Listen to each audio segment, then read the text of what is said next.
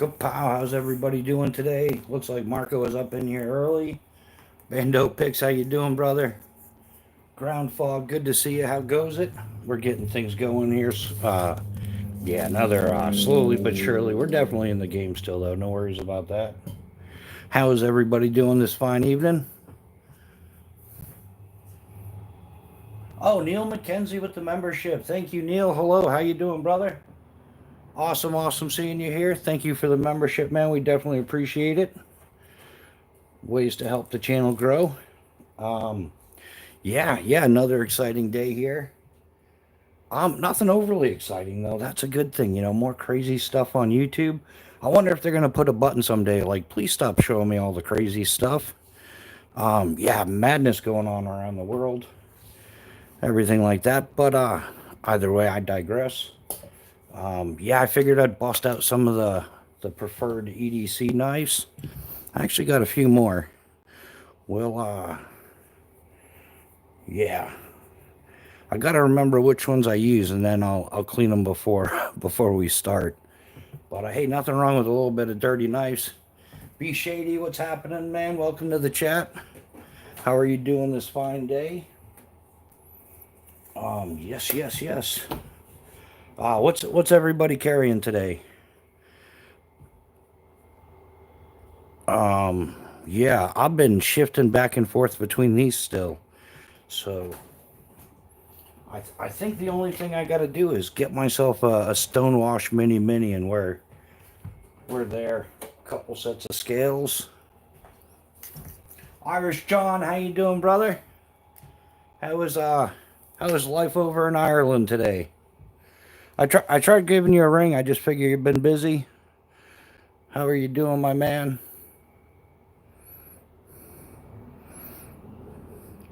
Yes, this is filthy knife rich, filthy. But it's okay. I'll accept it. It is what it is. I'm not going to complain at all. This is a trainer, the Tier 1 mini trainer. So non-beveled, so you can work on your draw and stuff like that. I think trainers are great if you have that application in the world. Weldon Carey, what's happening? Matt's Lock Shop, welcome to the chat. Oh yeah, no worries, John. It's all good. I was just as long as you're doing well, my man, that's the important part. Yeah, I'm also gonna get into the full tang tactical chest rig again, the RECON chest rig. I finally got the Hill People gear 58 pouch, man. I'm digging it. It's sweet. Of course, me being me, there's always a little something I would change. Maybe I can get JT to make up some something fancy there at his shop. Was oh, Weldon Carey, you're carrying a Rex? Oh yeah, we'll get that out for sure, Bando. Chaos Theory, how you doing, brother? Welcome to the chat. How is oh, I know how Florida is. I don't have to ask you, man. This time of year, it's hot and steamy. Like, which is the next step up from humid. You can practically swim in the air, I'm sure. The downside. T-Rex, how you doing, man? Welcome to see you. Welcome.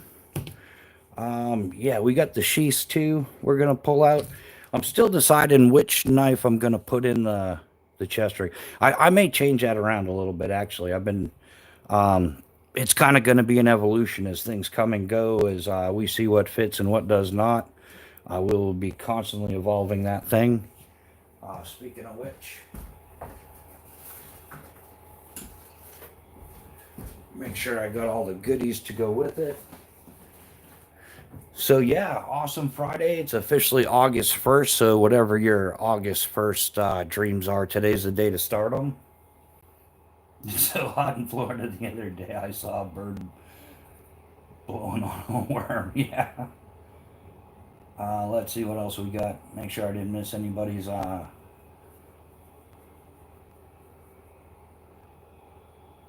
Neil's waiting on a first CJRB Acadia. Yeah, nice, rich and cash poor. Um, oh, 104 in the desert. Yeah, Neil, I don't miss that at all. Like I said, I lived out in, I've been out that way a bunch. And yeah, I could do without all that. Yeah, yeah, it got crazy hot. Mostly, I was in Boulder City, Nevada, mostly, but I made my way out to Southern California, Lake Elsinore, up north a little bit, Paris Valley, a few other places. But yeah, I kind of enjoyed the weather, but man, when it was hot, it was hot.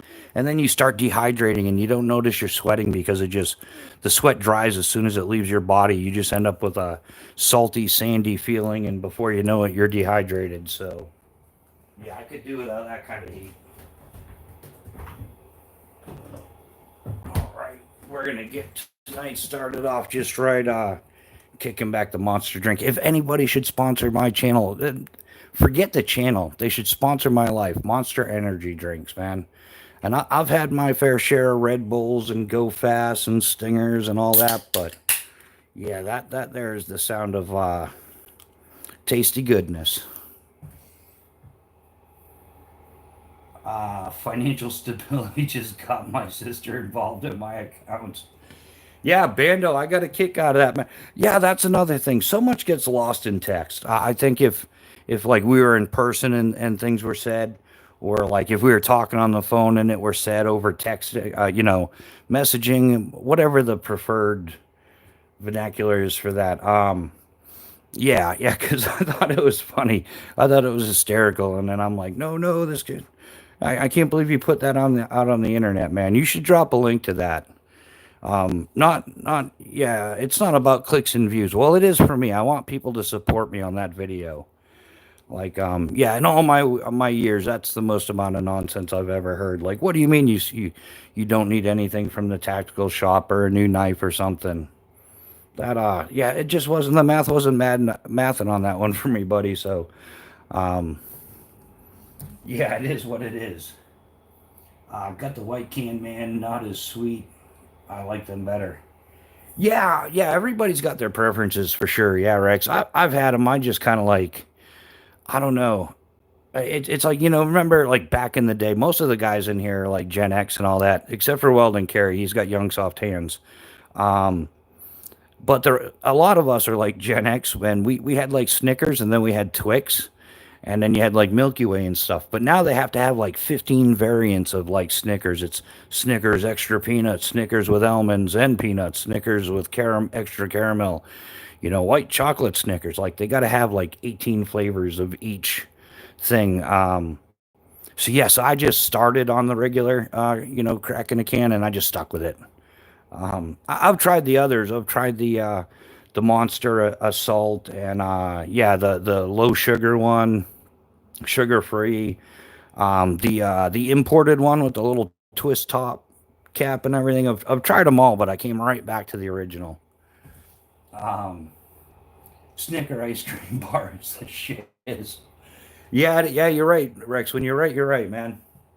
Especially in this weather, everybody should be out enjoying the ice cream. So yeah, I've still been sticking with Phobos. Yeah, I still enjoy their knives just as much, and no real reason to change it. In fact, I should.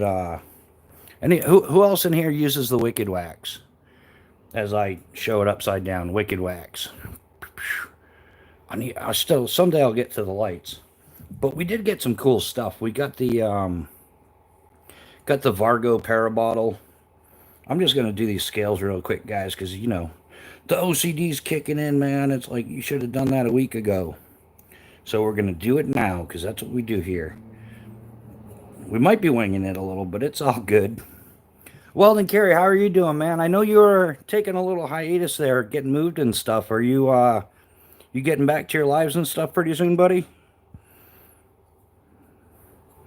Like definitely good stuff.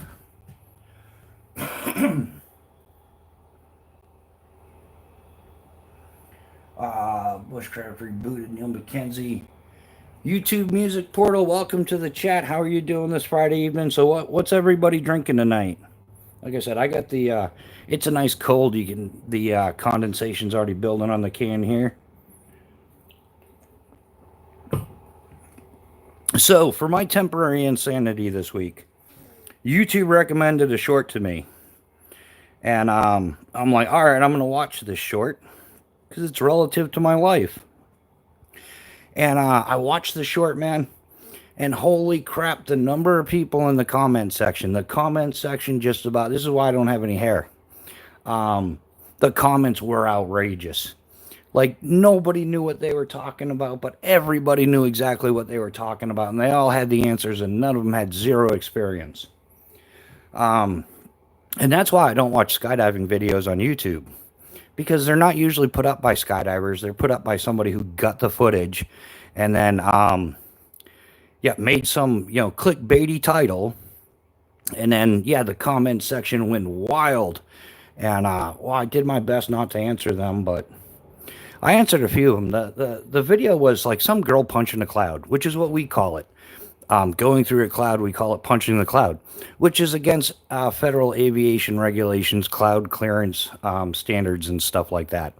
You're not supposed to be within like 2,500 feet of a cloud vertically. You're not supposed to be within like 1,500 feet of the bottom. You're not supposed to be within 1,500 feet of the top of the cloud. And you're not allowed to punch through clouds because typically you don't know what's on the other side. But wow, the people that didn't know what they were talking about, they're like, oh, it's you can't go through a cloud because it's too painful and this and that. Oh, the comments just, they kept going and going. And in all actuality, like the vast majority of clouds, especially at, an altitude, you're going to go through them typically between 5,000 feet and 15,000 feet ASL. It's just water vapor. And you go through it, you hardly even notice it. You typically come out dry on the other side. Maybe a little moist, but not much more. There are clouds, though, that can build up like, there can be hail and sleet and stuff like that in clouds because the updraft just keeps blowing it up until it gains enough density that the updraft doesn't hold the ice particles or ice, depending on what size. And then it finally falls back down and falls to the earth. If you were to hit some of that, that would be painful, but typically those are much darker clouds, not those white poofy things you typically see skydivers punching. And so the only mistake that she made wasn't any of the comments. It was the fact that she was violating federal aviation regulations and could have lost her skydive ratings because of it. That was it. But yeah, YouTube. Does it hurt? No, it very rarely hurts. If you're going through like rain, if you're in free fall and you happen to go through some rain, that hurts a little bit because you're hitting the pointy side of the drop, right? Typically drops aren't pointy like a drop in you, but they're just round. That can feel like a solid pressure washing if you're going through actual rain. But you'll almost never see that, man. I might have had a few times, maybe a half a dozen times where I got stuck going through some rain and it sucked, but not the way the comment section was doing it. Now I'm gonna have to do the other two, right? That's the way it works. I do enjoy this. This is your PMCS, preventive maintenance checks and services, guys. And the better you maintain them, the longer they'll last. But be forewarned, if you're on YouTube and you maintain a high maintenance level, people will come through and be like, dude, you don't even use those, man. It's like, yeah, sure, I use them. They do knife stuff all the time. But I don't like cut cinder blocks in half, and I don't cut frying pans in half, and don't really see the point in cutting a nail in half or any of that stuff. The blades tend to last longer. And I've also found that, the more you get into it, the more you realize that, like, not all finishes are created equal. And a painted or a powder-coated finish is not going to last very long at all. And when you start getting into like the DLC and PVD, which those are very similar, just a couple minor ingredients, and I didn't take the time to memorize that crap, so you don't have to take my word for it, though. You can look it up, easy to find. Those like the DLC finishes on my Spartan blades were awesome. They hold up, they do great, they do what they're supposed to. Same thing so far with my Phobos knives. The PVD finishes are sweet. And like I said, I use knives for knife stuff, and if I got a lot of heavy chopping to do, then that's what a hatchet or a saw is for. Not for a saw's not for chopping, obviously. Well, I should probably be a little more specific there because it'll be like, oh, that dude's talking shit again. But no, really, guys. Yeah, the right tool for the job mentality. I'm sure everybody here is knowing. Even young Weldon Carey knows that, right, Weld? He's I love picking on him. I don't know why. It's all in fun though. Nothing but love, brother. Oh, I didn't do the blade on that one. But Captain, I'm giving her all she's got. So what do we got going on in the chat?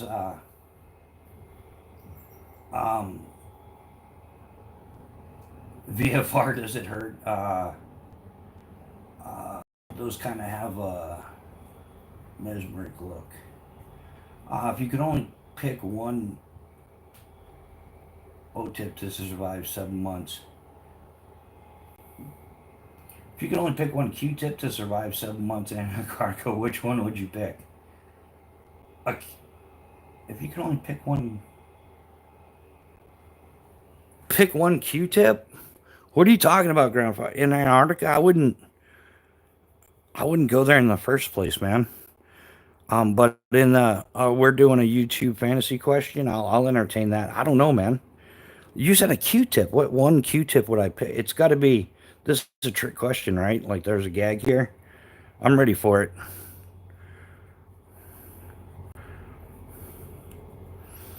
You got me baffled. Yeah, fuck you, broke the Tom.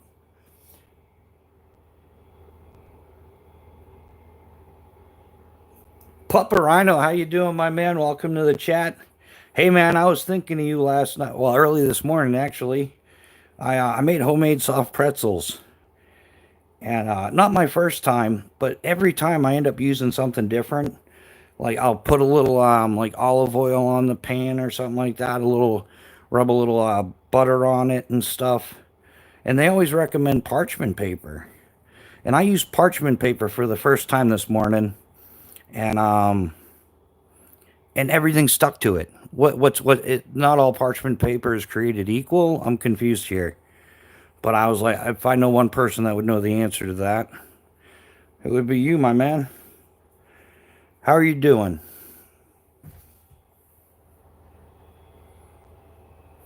Grandpa, troll baiting for very, very quiet. Always spray it. Yeah, so the parchment paper is a scam. That's what I'm calling parchment paper a scam.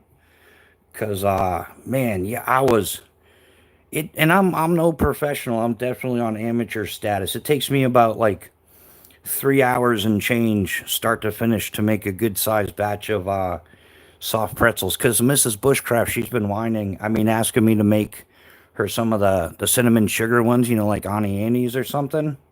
So I decided I would get up early, so that she would have fresh cinnamon sugar pretzel bites to take with her to work. And man, I was all proud of myself until they started sticking to that parchment paper. I was just disappointed. Yeah, parchment paper, definitely a scam. Next I'm gonna do because we were talking about it in the live the other day, making homemade pizza. Different types of pizza. So I'm gonna make some pizza, and we're gonna give that a go again. I don't know why I like making that stuff. It's and it's great because when you're putting the pepperonis on the pizza and stuff, if you're doing it at home, they can be all even, Steven, fully symmetric. You can pre-plan your cut lines and make sure that your pepperoni is perfectly avoiding those cut lines. There's something to be said for homemade. I won't argue that. Isn't this, man, I love this wick. The only thing I don't put this Wicked Wax on is the carbon fiber. I don't know why. I just haven't done it yet. And I'm not sure how it works out. Yeah, exactly, Papa Rhino. You're putting your time and effort. And I don't know what my time is worth anymore. But I used to pull in 85 to 125 an hour. So if it takes me 3 hours for those soft pretzel, they're like $375 soft pretzel bites. Like, you can't go wrong with that, right? Mrs. Bushcraft gets nothing but quality. It might have been a little burnt on the bottom, but she's getting the best, right? And with these prices nowadays, that's not too far-fetched, is it? I mean, geez, for a while, a dozen eggs around here was $11.59 for a dozen eggs. Insane. What could possibly go wrong? Boondock, New Hampshire, how you doing, my man? Oh yeah. This is the Wicked Wax on the Micarta, and it makes it beautiful. I can't. If you rewind a little bit, you can see the before. That's how. Because I'm like, you can't see it because I've already done it. But hey, the magic of the interwebs here. You can go back and see how beautiful it makes it. And I use the Wicked Wax. I know there's a lot of different brands out there, but once you coat this and everything, it kind of like sets into the micarta. If there's a little excess, I might wipe a little excess off with a microfiber. But yeah, it doesn't affect the grip and all that. The only thing like I said, the only thing I haven't put it on yet is the carbon fiber. I don't see how that would be beneficial. But yeah, I do it while I'm doing the leather and stuff as well. Yeah, a little maintenance goes a long ways. This isn't the first time we've done this here on the channel, but I maintain my stuff frequently. I mean, I used to do it like 80 hours a week. That was my job, maintaining gear. So in a way, it's satisfying for me like that, you know? Granted, I didn't do any leather work or anything like that in parachute rigging, but hey, man, gear maintenance is gear maintenance. I'll take what I can get these days. And it's fun, too. It's satisfying. It's, you know, all that good stuff. And it protects your investment, so well worth the time. I like to get, like, maximum lifespan out of all my gear. Because, yeah, that's why. Quality over quantity, guys, right? Squat Shot, what's happening, brother? How you doing?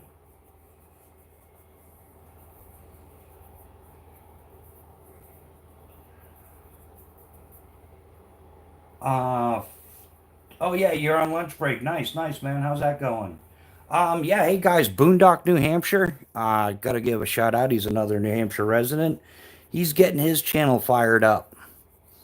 In fact, he was out. He did a live fishing thing earlier today. And it's definitely fishing. It wasn't catching, but it was definitely fishing. Good stuff. He's coming out with some long form videos. He's got his versions and his opinions on, you know, cook kits and fire starters and all that, you know, outdoor bling bling that so many of us enjoy. So if you got a minute, if you're looking check out a new channel, check out Boondock, New Hampshire. Very cool dude. Right on, yeah. Bando's on that. Bando's an outdoorsy, geeky kind of guy like me too. And yeah, once again, so somebody doesn't lose it, I use the term geek as a term of endearment. It's for people that are like affluent in their whatever it is they're doing, whether they're, you know, some astronomy geek or a parachute geek or a slingshot geek or a knife geek or just an in general outdoor geek. Um, but yeah, we like geeking out like that as I maintenance my stuff off camera. So you think I'd have this down by now, right? Like I'll be get better at YouTubing, man, but I'm still working on the technology. I had a freaky technology experience this week. In fact, Bando, do you mind if I share that with people? Well, I don't think it I don't think Bando will mind, and it's not that big of a deal. But Bando and I were talking on the interweb about gear, and I said, "Hey, give me a call, dude." So he did, and I picked it up, and he was showing me this and how the snap works and how that works and how this works and everything like that. And I'm on the phone going, "What the hell is this guy talking about? I haven't got a clue." Like, and then finally I'm like, "Hey, dude, you're not making any sense. Like, what's going on?" And I'm like, maybe he was sending me a picture. And so I looked at my phone, and the dude was FaceTiming me. So if I were watching the FaceTime thing instead of holding the thing to my head like I thought I should, it all would have made sense. But because I thought it was a phone call, I didn't see anything. So I learned a little bit about FaceTime this week. I'm gonna look further into it.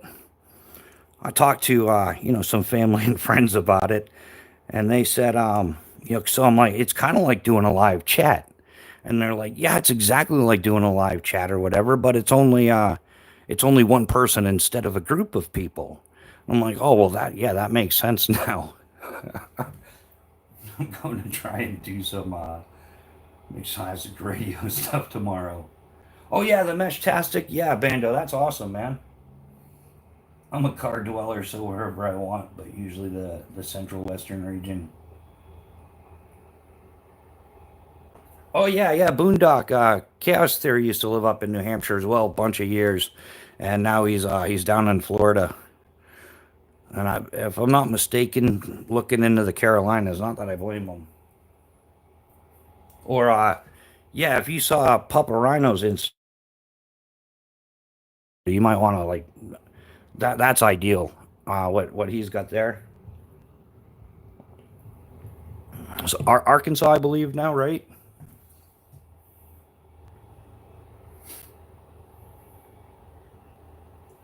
Yeah, the mesh tastic stuff is pretty cool. I've looked into that a little bit.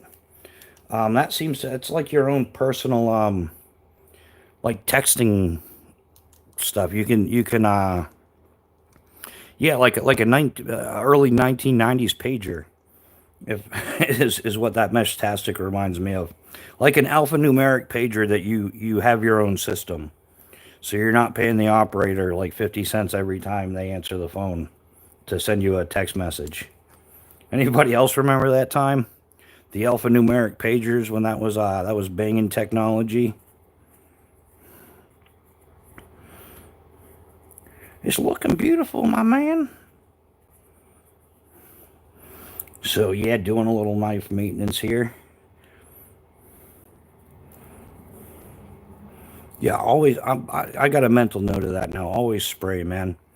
Oh, I was so frustrated too, because like 3 hours into making soft pretzels, and then you're like, oh, the finished product, and then you go to pull them up and get that first sample, and the paper sticking, and then it's ripping the paper, and you're trying to like pry it off the paper, but then the paper's stuck to the bottom, and so I just like cut the bottom of the pretzel off where the paper was. I still consume them.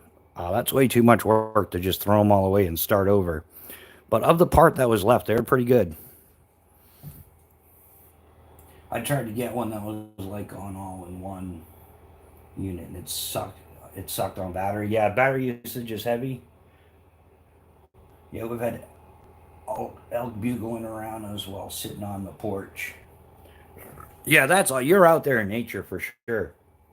And it's not just the acreage that you have, like from the photos that you shared on Instagram and stuff. Yeah, there's some acreage around you that's you're in the middle of, like, yeah, you're ready for the zombie apocalypse, my man. Like, who knows? And it could be happening. There's a lot of crazy going on. I guess we got warnings. Anybody that's into survival prepping, I guess I don't think it. Let me know, guys, if you think it falls under politics or like situational awareness, because I don't want to get into too much that stuff. But I know that there were like warnings about Iran and stuff. Like we have to worry on U.S. soil about being attacked. So I guess that's part of the prepping community. Maybe just situational awareness, being aware of what's going on or any potential threats, head on a swivel kind of stuff. But yeah, that's a real reason to making sure you got all your ducks in order. I mean, I hope nothing happens. That would be the best plan. What else we got? I should do this one as well. This is my favorite combo here. A lot of you guys have seen it. Some of you are new. But yeah, the FOBOS Tier 1 Mini, the FOBOS Tier 1 BC, Exotac Fire Rod V2, and an Olight i3T EOS, all in one handy dandy little kit. I think I do this, you know, all those YouTube fantasy things. If you could only grab one knife and run, you know, one and run, which one it would be? I would just grab this one, and the rest of the shit just comes with me by default. I didn't plan it. It just happened that way. But yeah, I love the piggyback system. It's what I've been rocking for quite a few years. Different ones, but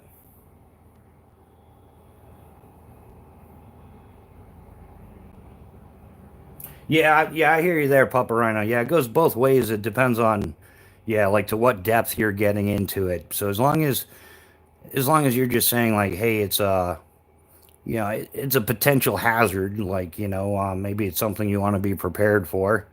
I guess you know, why are you concealed carrying or IWB the little pew pew or the knife or something like that?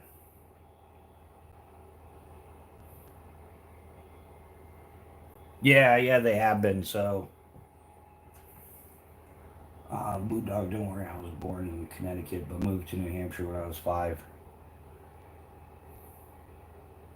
Boondock, oh, all right. Yeah, Boondock, we appreciate the honesty. He's a recovering masshole. Now, the way you can tell is when you start actually obeying the speed limit signs, and you know you yield to oncoming traffic and stop at stop signs and stuff. That's when you can tell you're no longer from Mass. I don't know what it is. Yeah, they all. It doesn't matter where you are, anywhere, man. Pick a vacation spot, any place people go on vacation, and all the people are horrible drivers. The mentality that we've come up with, or we think is a thing, is I'm on vacation, I want to get there kind of mentality. And it happens in like Vegas, Key West. It even happens with all the leaf peepers up in northern New Hampshire. You'll see a lot of that. Yeah, because I used to drive through Pinkham Notch every day to go to work. Well, almost not every day, but when I did, anyhow, I digress. And there's always, you know, like I'm going to work and I'm just doing the speed limit, but there's a bunch of people with Massachusetts plates doing the leaf peeping and holding up all the traffic and stuff. That tends to be the thing. I don't know about anybody else, but yeah, prepping for an EMP.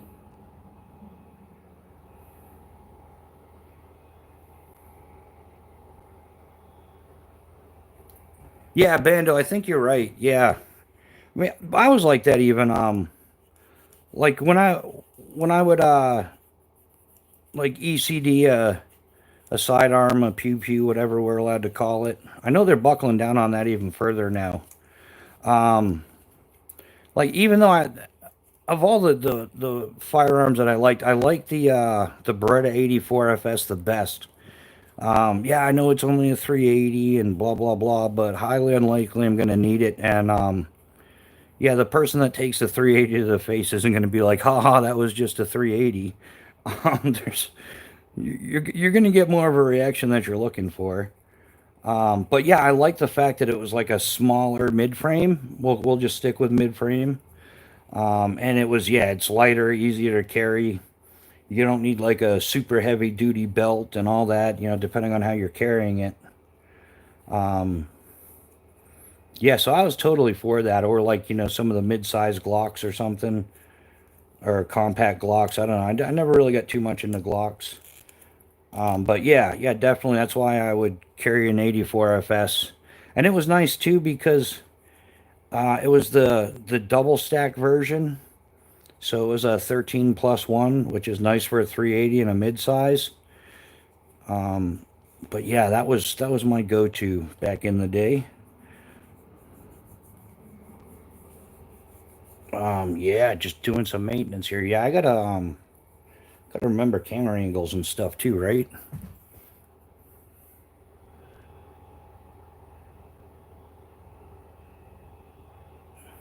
Yeah, yeah.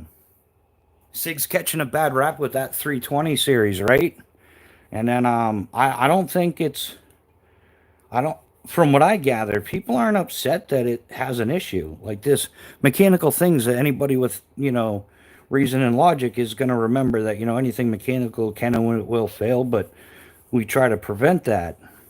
I think that people are upset about the way that SIG is handling it because they're saying, no, no, it's like 100% operator error. How could it be our equipment? They're not taking any responsibility or accountability for what it is they make. And they do warranty their stuff and everything. And I know it just took the life of an Air Force guy. And from what I understand, their opinion still hasn't changed. I haven't heard anything different. I'd like to think at this point, um, you know, is it like, yeah, they need to take accountability for what they made. Um, but yeah, it's just kind of a filthy situation. Security six in Bear Country. Um, yeah, might trade the P320 in for a Glock, or get one of those fancy Berettas. I've seen a couple new versions of the 92 FS that are sweet, but yeah, my thing is I'm not into the polymer frames, the plastic frames. I owned a few Glocks. I didn't like a few of them. I even tried, didn't even bother buying. I had the H&K USP Series 9 and the 40. And yeah, I kept going back to like a full frame. Like ideally, I'm still a huge fan of the 92 FS. I also like the Browning High Power. I like the all metal thing. Definitely, yeah. I'm an all metal pistol kind of guy. Also, I still enjoy shooting revolvers too. Yeah, like a Colt Python 357. The Taurus M85 is a nice compact little 38 special. Yeah, Ruger P85. Yeah, exactly. Yeah, Ruger. I think Ruger's still made here in New Hampshire. A metal frame M&P.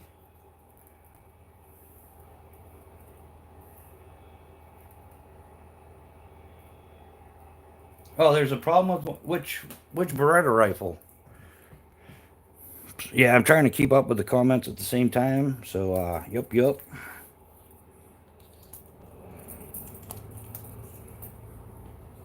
Yeah, these the Exotech ferro rods are pretty good. I still dig them. That XL is my favorite though. The Exotech XL ferro rod, the half-inch one. Maybe maybe we'll get into a little bit of that tonight later on. I pretty much have well, I shouldn't say a lifetime supply, but I got enough fire starters for months and months now. I'll get into that a little bit more later though. Um, maybe yeah, to some degree I'll get into it. I gotta watch what I say. Ruger's is the largest employer of machinists in New Hampshire. Oh, that's cool to know. Yeah, so they're definitely making them in New Hampshire still. Um,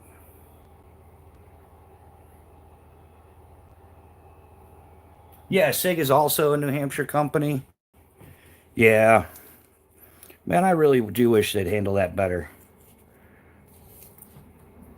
Like, yeah, like I said, I think that's people's biggest problem with it. It's not the fact that I mean, it's unfortunate that it happened, and it went full route. A couple people were injured, and now we had an Air Force guy that was needlessly taken out. So, yeah, like say a prayer for his family if that's your sort of thing. Um, yeah, like I said, it's just the way they're handling it. People aren't happy about it. I think they'll be handling it a little different now. I think, uh, I think the Air Force and stuff will get on them about it. So, Yeah, what's everybody carrying for today, or did you already download your or unload your EDC? Um,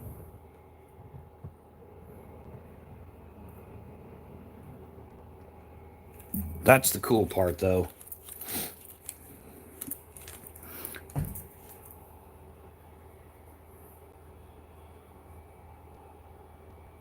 Um, excuse me. Yeah, we'll wrap this up pretty quick here. Um, what could possibly go wrong, right?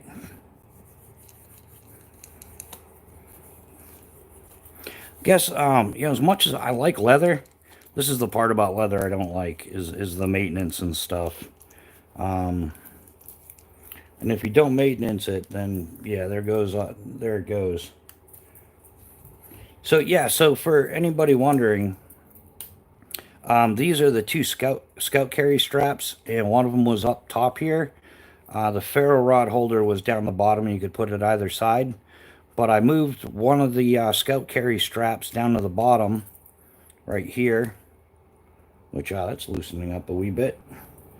And then yeah, so there's nothing special. This is a FOBOS knife sheath, so you can get it. It's not like special order or anything crazy.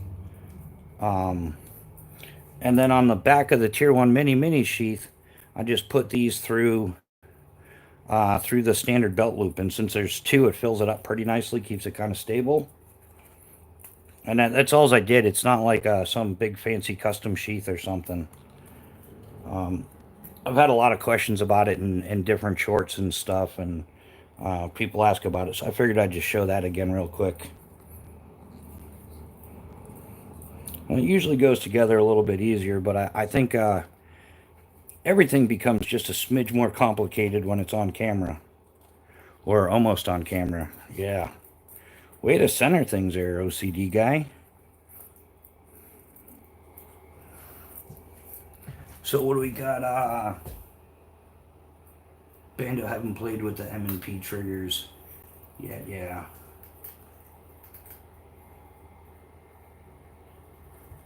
Yeah, stock blows aftermarket epic. Yeah, I don't know. The leather piece that comes stock with Phobos knives are solid. They're as good as any aftermarket you're gonna get.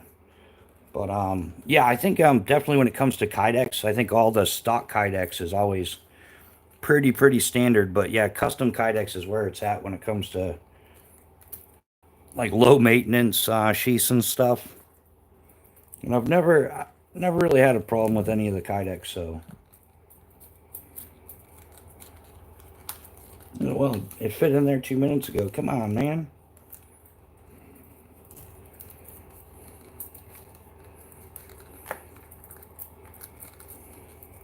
Oh, that's why I was catching an edge there.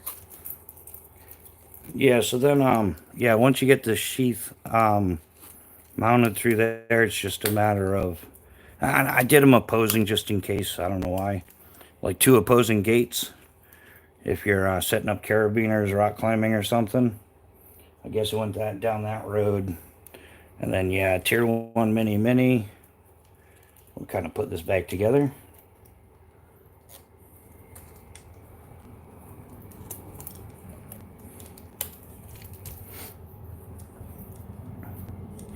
Yeah, I think I'm gonna end up getting another Phobos knife this time with the black and red scales. For that, I think that's what I'm gonna do. And at some point, when you go in live next, Mando.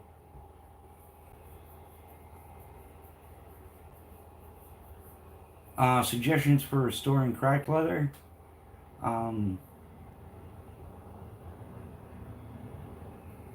oh, yeah, Boondock. I'm not sure how you would go. There's got to be. I would talk to somebody that does leather full time.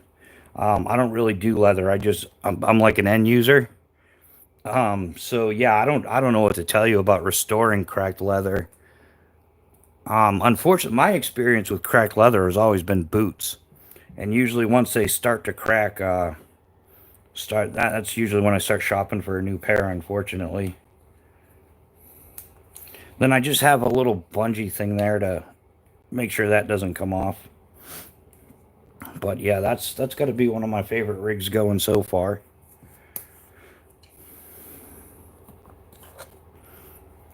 And yeah, I definitely got to weigh it out, see how much that weighs, and go from there.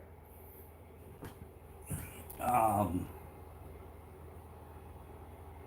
a Marine Picture Bando Pics on Instagram, or it doesn't exist.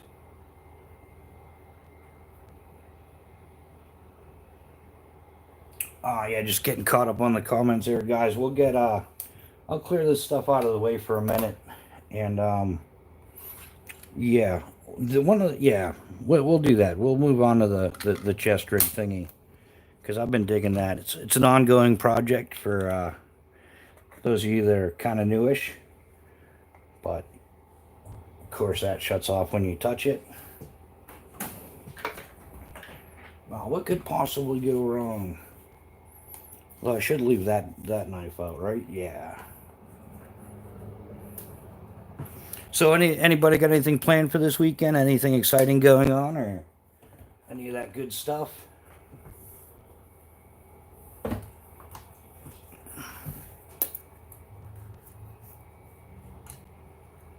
Oh, Web Shooter Slings. Hey, man, thanks for hanging out. We definitely appreciate you being here. Yeah, have an awesome weekend, everyone. And yeah, Web Shooter, you have an awesome weekend as well. Hopefully the weather's good wherever you're at.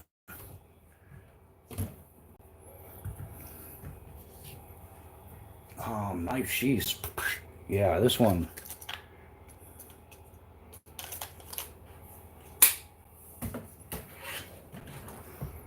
Yeah, we'll take this out of here. We're gonna need this, I think.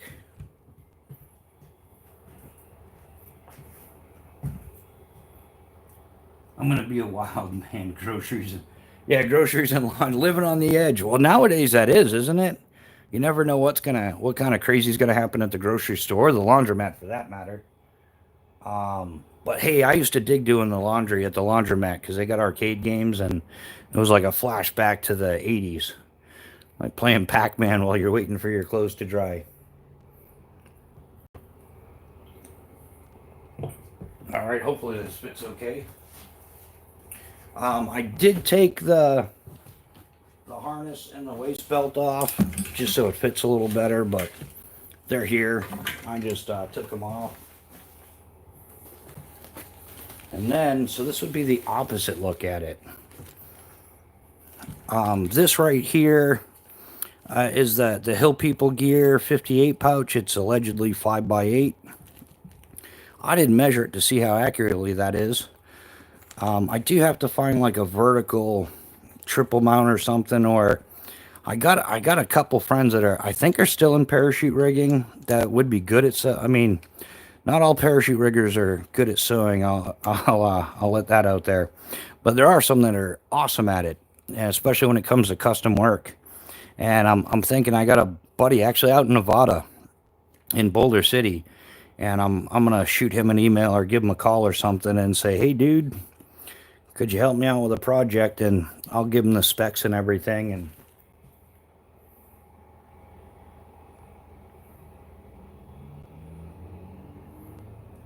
yeah, I have mountains of film to edit for my own channel, but instead I'm likely to head north and film more. I haven't had Brookie Tacos in a few weeks. Yeah, Brookie Tacos would be worth the drive. Yeah, that's most definitely worth it. So yeah, this was actually out of stock, I think for like 2 months, maybe even a little longer. And yeah, I finally got that in. And it's just Velcroed on. So that's a cool thing about these rigs, is they're, 100% modular. And this has 2-inch Velcro down. They actually did good on the sewing here. Usually like when people are sewing down the hook side of Velcro, their thread tension's off.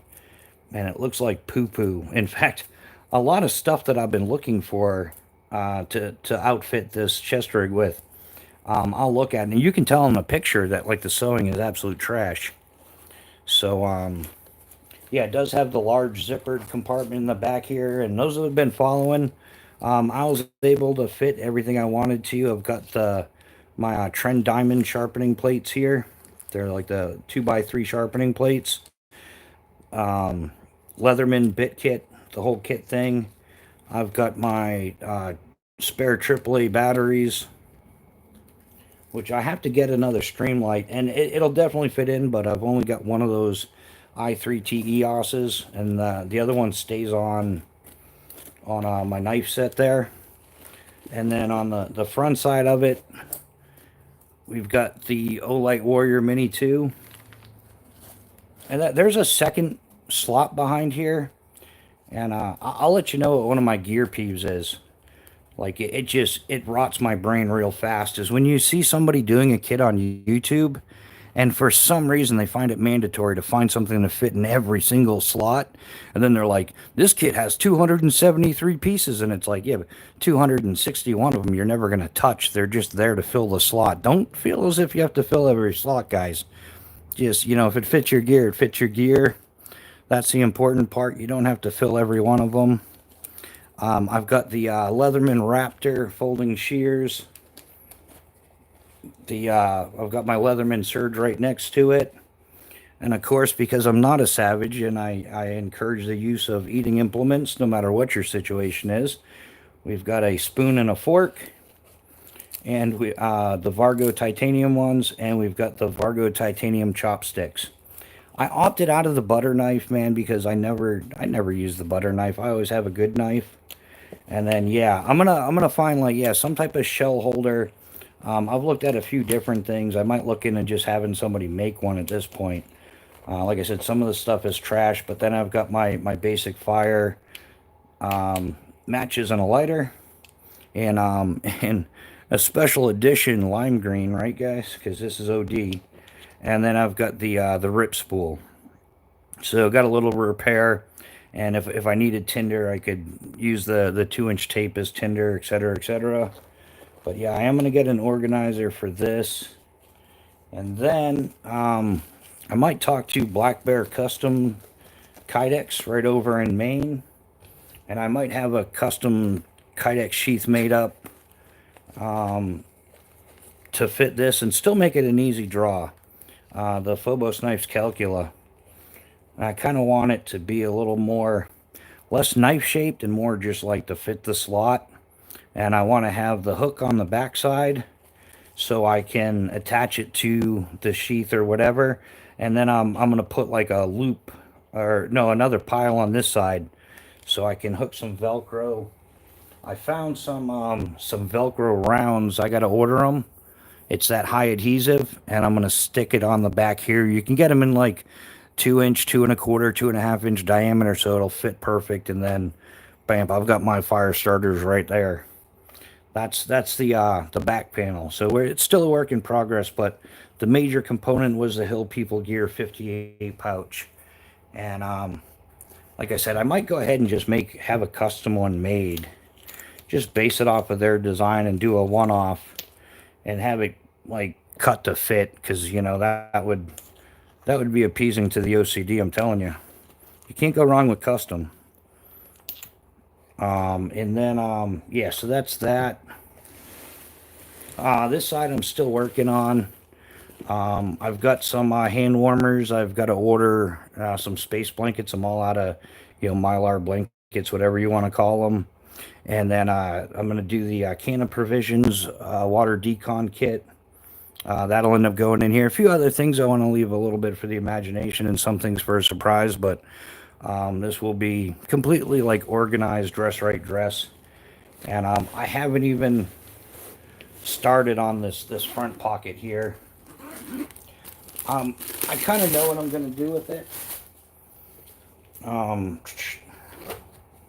Now, an interesting thing about this rig is the sewing on the back here. Like when you're wearing it, it stops at the bottom, about an inch or so from the bottom, but it leaves enough so that the pocket, even completely unzipped, isn't going to like flop out more than like 90 degrees or so. I guess it would depend on weight. But yeah, it for the most part, you can access this pouch right here without fear of it flopping over. And then the front one does go all the way down and turns the corner a bit. So it definitely opens all the way up. But he did add in a retainer for it. So yeah, even while you're wearing it, when you open it. And I think this is, I'm going to put kind of like a little workstation type thing. I'll put my notebook, things like that there. Lots of reasons to have a notebook. So yeah, so I still got to pouch out this front section. I've got a few things I'm going to order, but don't want to ruin all the surprises. And then this front pocket here. Remember, I just got done saying just because there's a pocket there doesn't mean you have to put stuff in it. I like to leave a certain amount just completely empty for on the go decisions, or you need to put something handy somewhere. So this front zippered pocket right here, which pretty much it's the entire base of it, I'm not really going to put anything in there. I'm just going to leave this if I want to drop some gel packets or some drink mixes or just things that I want to grab on the go. That's what I'm going to leave this open for. A couple, yeah, the Snickers bars, whatever you can think of. That'll be for that kind of stuff. And that's the primary main part of the chest rig.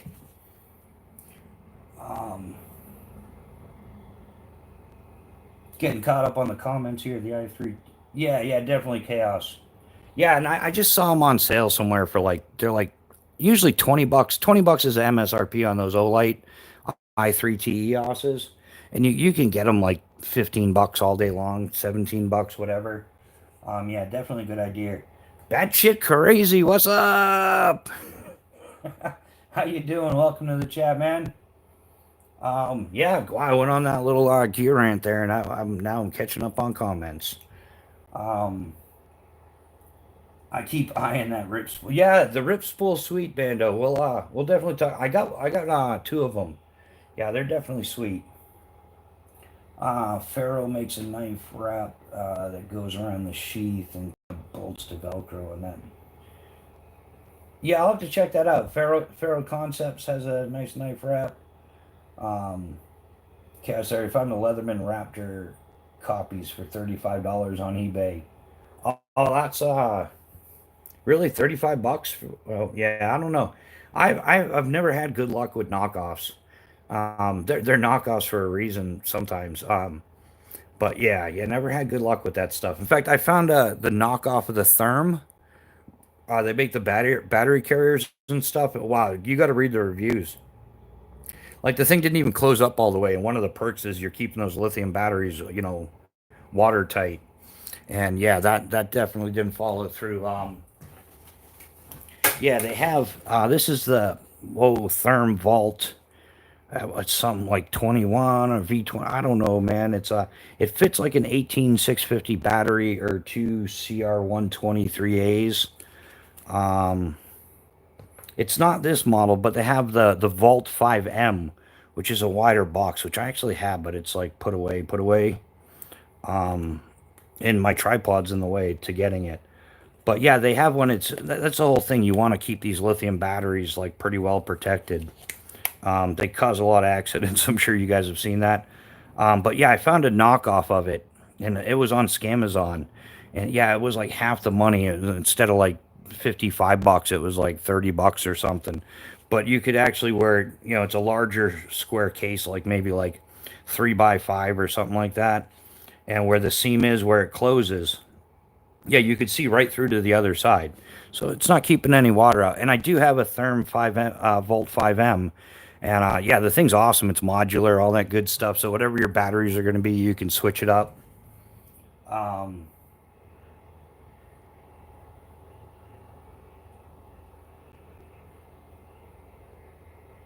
Yeah, $100 for a Leatherman Raptor folding for shears. Oh yeah, Doc, but they're worth it, man. They're well made. They cut through everything, and they're not just shears. Like even a good quality set of medical shears right now is going for $40, $45 if you get, you know, the heavy duty ones. But yeah, the Raptor shears, they fold up to this, and then they open up. And it's also multi-tool. It's got a carbide window breaker, which most people won't really ever need that. It does come. I'm not even a fan of the sheath it comes with. It does have a hook knife on here, so if you do have to do any long cutting, like heavy duty material, Cordura jumpsuit or something, seat belts, all that stuff, it'll cut all that. It also has a ring cutter, which I'm gonna say you're never gonna use. But I actually did use the ring cutter on this once, to my surprise. Like, I thought that would be like, that's the most useless tool on here that I would probably never use. But yeah, Mrs. Bushcraft, I had to cut a ring off her finger. So I actually got to use the ring cutter, which is right there. So you put the ring in and snip. But yeah, I thought that would be the one tool that I would never use, and I actually ended up using it. So you never know.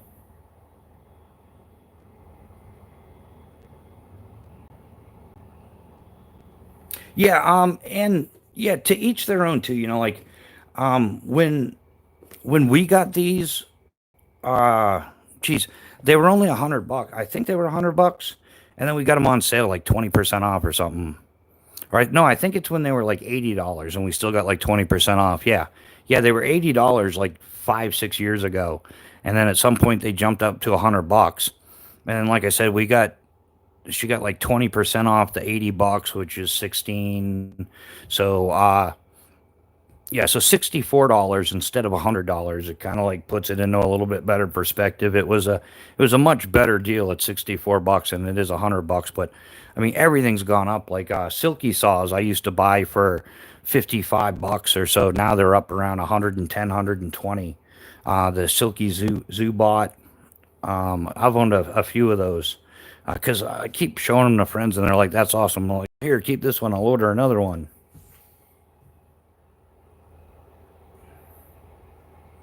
Yeah, Bando. I think batteries is a way overlooked, way overlooked. Like, especially now, if you're depending on GPS and stuff, you're not carrying enough batteries. Like, if you know, that's perk to a compass and a map and knowing how to use them is you're not really worried about batteries. But all this modern GPS and everything, flashlights, headlamps, you name it. I try to line up my stuff as much as I can, like sticking to battery type. Like, I'm either carrying double A or I'm carrying triple A, and usually more often than not it's triple A. It's more common, like the Petzl headlamps and the smaller flashlights, like the i3T plus the double battery version, which I used to carry. Um,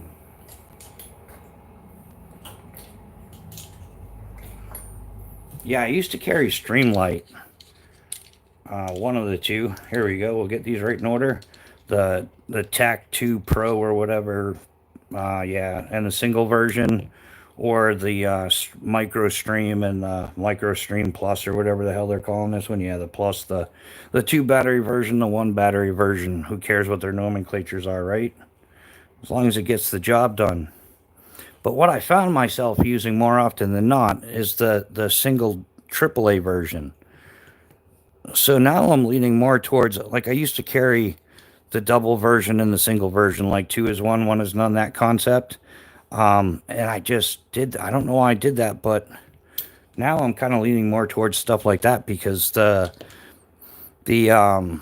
oh, what's that called? The Candela output, whatever, all that stuff isn't that big of a deal if it's pitch black and you're just navigating a trail or working around your tent, which is the majority of the time I used it. One of these is more than adequate. Like, you don't need super laser beam, like, you know, like Binford 10,000 flashlight. You just need something, and in dark conditions, which I just shine that up in the dark corner of the room. Didn't help you guys out at all. Um, yeah, it's plenty enough, you know.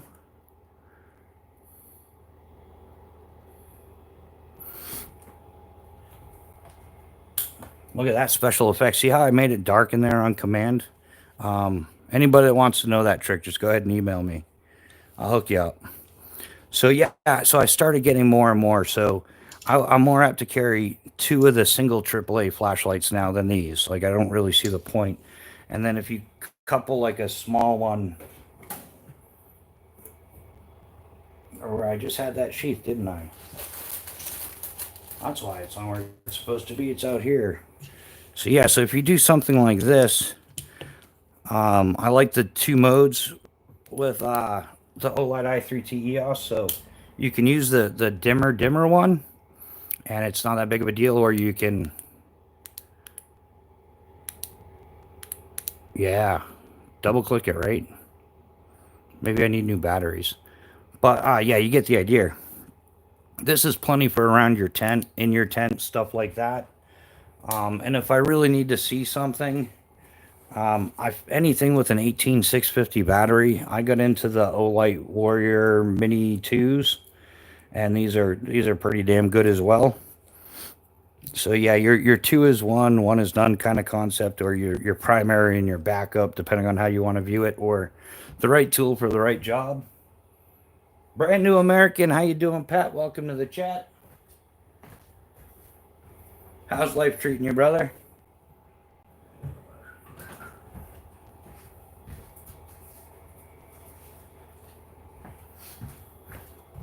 Going over this, going over that.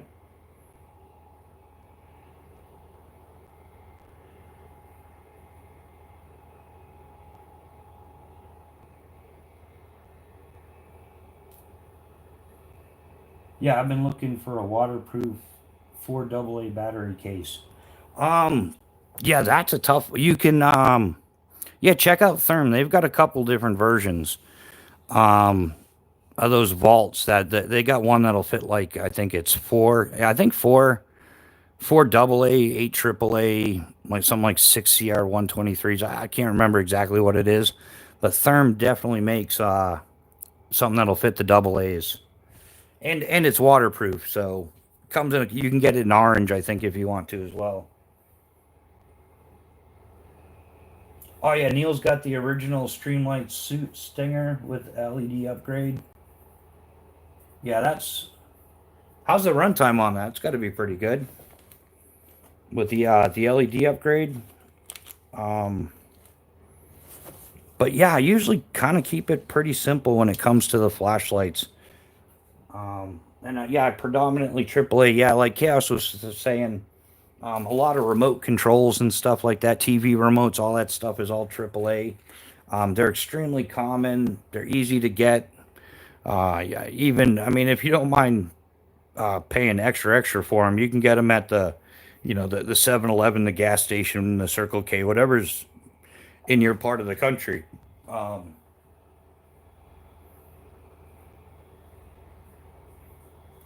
Was it B&A, Neil or Nick that was looking for a Leatherman Raptors?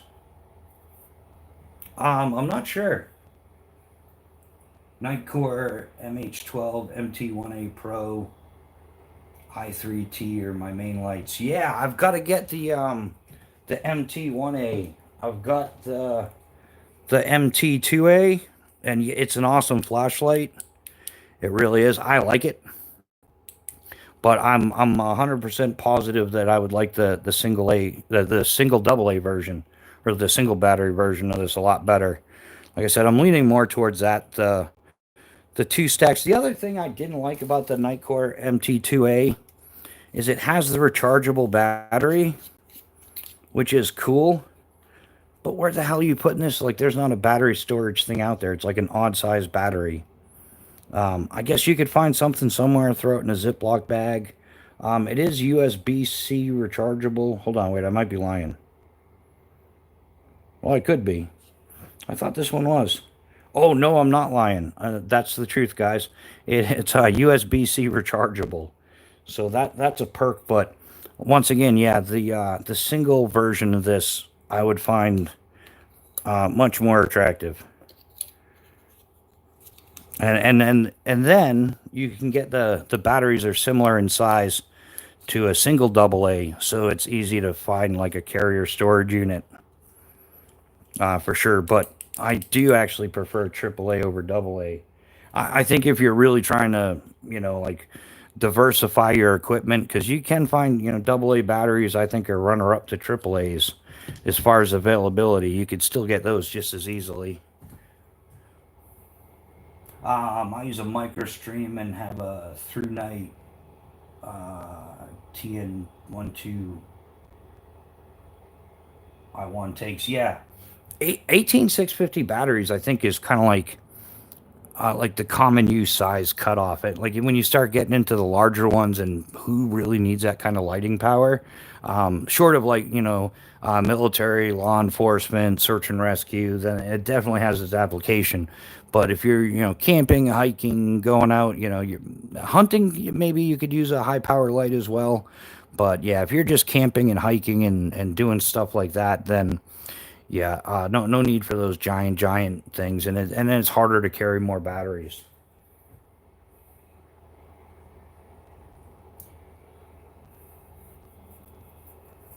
So you get less cable fatigue. Yeah, the magnetic charging is good as well. I like that as well. Yeah, the Olight, this one has the magnetic charging. The only thing that's a bummer about it is I kind of find it sticks to a lot of stuff. Like you accidentally pick up your P51 or something. And then if you got it in a bag, then it's constantly magnetizing stuff. So yeah, so that's kind of, and like I said, this kit's gonna get modified as I go along. We got it going. Pat just showed up, so I'm not sure if he saw it, but I got the Hill People gear 58 pouch in. We've been messing around with that.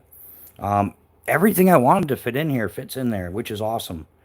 I do need to get now that I know this fits. I'm gonna find I gotta find like a 3-slot like shell holder or mag pouch or something, like an elastic deal. And that's taken the Exotac match cap, the lighter, and the rip spool is going to go there.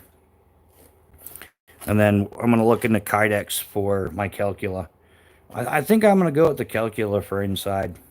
I may switch it to, like I said, it's going to be, it's modular, so I might switch it up as it goes along. I might find, and then once you start getting more practical use application, figuring out like, oh man, why did I put this here? This sucks. I'm opening this thing every 2 minutes. So it might, it'll evolve with usage like most things.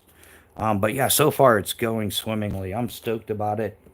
And I've been wanting to do this for years. Like I think it was the screwed up configuration of the 511 Rush 72 pack. Like that admin on the back of the pack where you're, loading out all this stuff. A, every time you want to use something, you got to take your pack off. And B, it puts a lot of that weight like further back, away from your back, the whole leverage problem there.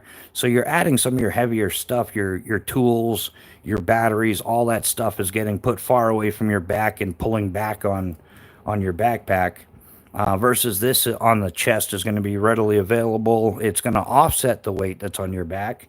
And some of the stuff you might put on your belt and everything would also go up there. It'll clear your belt line for your backpack belt, and it'll make that fit more swimmingly. The only thing I plan to put on my belt at this point, or down the road, is going to be my primary knife and probably my silky Gomboy Outback, the 240. That'll go on my belt. Probably a dump pouch, for hunter-gatherer type stuff. And that'll be it. Everything else is going to go in the chest rig. And I'm going to expand this out. I've got a few things I want to talk to JT about over at Full Tank Tactical. I know he's been busy, but at some point I'm going to get him on the phone and talk to him about this stuff. I have a few upgrades, things I want to do. And yeah, so I'm still going to get into a lot of cordage, which I got to put in an order to Atwood Rope and put together a cordage kit for this bad boy. I've got also my Simple Shot Scout LT2 Pro frame that's going to go in here. My Yoyito like hobo fishing reel, hand fishing reel. That's going in this thing. Some snares, tripwires, not tripwires, but snare wires, probably some tripwires as well. I've been looking at the fifth ops stuff, and I might put a bit of that in this kit as well. Does anyone watch Chopper Cops? That's in my area. Chopper Cops.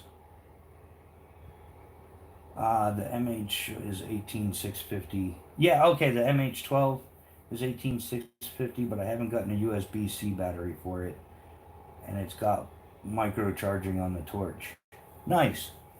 Yeah, for me, I went through that thing where I couldn't change the battery in the light I was using most often, and it became like a pet peeve of mine where if you can't change the battery in it, I'm not interested because when you're doing a lot of stuff, when you're on the move, when you're on the go, and then all of a sudden your battery's dead, and you're like, oh, I got to sit down for 4 to 6 hours, 3 hours, whatever it is. It's usually in the like 2.5 to 4 hour range minimum. I've owned battery banks that take like 12 hours. It didn't last long in my life at all. I gave those to Mrs. Bushcraft for her like little gaming thing she does, like online Monopoly or something. So yeah, for me, like the flashlight has to change batteries. Otherwise, I have no interest in it. Um like these little light deals. I know they make like full size ones that are rechargeable, but I don't like the rechargeables because you've got to wait for it to recharge. So I've kind of gone the route of everything has to be a battery. Like even down to my keychain light. Like this takes one AAA battery. So you can change this out like super fast. Um, Once again, easy to get a hold of one AAA battery, right? And this is a great. This is the which somebody probably knows it in the live quicker than I can read it. The i3E EOS. In fact, I want to pick up a couple more of these because these are the kind of things that little key ring holder in the admin pouch or something. This would be a great little way to tie something like this on, and you've got it for inside the pouch.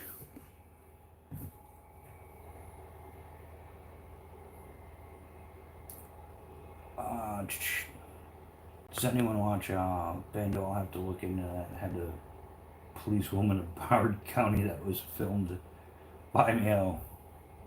All right, yeah, you guys are talking about the that show there.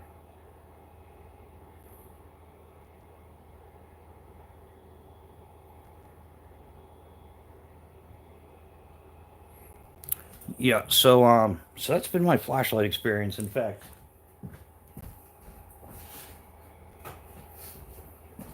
yeah, the one thing I can't stand about Olights though is it all like they don't have like red filter or red light options on them. That's something they've got to fix. I'm not sure why that is, but I think maybe they have one model that does. I think at least Nightcore, they may not have the red LED, but they've usually got a filter. And I'm pretty sure I saw like the red filter for the MT1A, which is double A, but yeah, that's something that Olight's got to step up their game, and they'd be doing a lot better. But the light I used to use most often was actually not. It's not a flash by design. It's a headlight or a helmet light by Nightcore, the Lumina Flare, which goes out to 700 lumens. It's got 3 levels, but on the back it's also got a red light that you can use. That's like if you're just grabbing a snack in the tent or something. Plenty of light.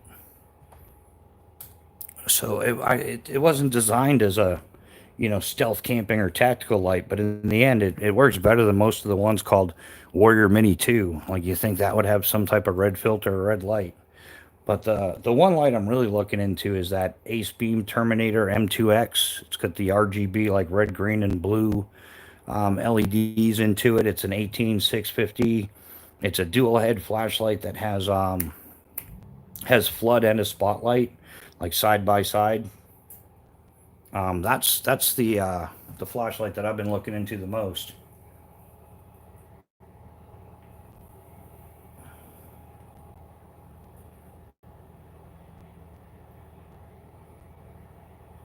Can't stand when Olight. Yeah, Olight puts an American flag on there. Yeah, I'm with you there, Pat. Yeah, I see them do that. It's definitely cringe. Um, yeah, I think that's this is how I get myself into trouble, right? Guess what? It doesn't matter. Yeah, apparently, yeah. Some people just get butthurt by things that I say, and they can't handle it. I guess so. I guess I'd like to take a moment, um, and go ahead and apologize to fucking nobody for the things that I really say, because I typically mean it. And yeah, that's how it is. If you don't like it, scroll away. But yeah, Pat, I'm totally with you, man. Yeah, China capitalizing on putting the U.S. flag on their stuff, and yeah, that hurts, man, and that sucks. um, yeah, right.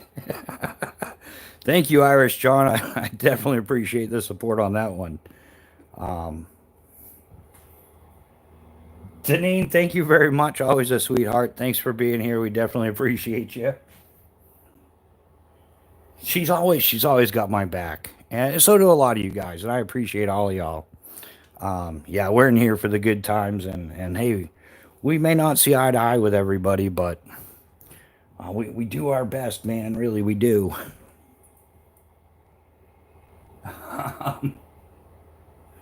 But yeah, I'm kind of tired of trying to appease to people. I don't play that game. I never have. I'm not gonna not talk about something because one person doesn't like it. Talk about, and everybody's talking about censorship and all, and really, yeah, it gets awkward sometimes. But yeah, I'm not here to appease to one person. I'm here to hopefully, pass on a lot of knowledge and experience to a lot of people, and meet new people and have fun. That's the best part of YouTube so far. Is I'm kind of finding that YouTube is not all the rainbows and unicorns and stuff that it's kind of made out to be. That it's more like real life, even though people said it's a separate world, it's a separate environment. But no, really, there's all walks of life in here. There's boatloads of good people, and there's that small percentage of bad apples that just they got to be seen the most, heard the most, and if you don't agree with them, then all is lost. And I really don't care. They're a small percentage of everything, but in that aspect, yeah, YouTube is very much real world. Like yeah, you meet all types of people, and like I said, the vast majority of them are good, but there's always the power tripping, money hungry. We won't get into the negativity of it, but there's a small percentage of negative people, but overall, I think it's like traveling. As much as I've traveled, I've been to a lot of places, and in general, the in general people are all like on the level. They're just they're doing the work. They eat their food. They spend their time with their family and friends, and that's all they really need in life. And that's awesome. It's usually the governments that corrupt everything, or a minute, few people that want to control everybody around them. And most people don't care about most of that stuff. Like I said, it's just about like the best meals you'll ever had are spent with friends and family. Can't argue that one. Um,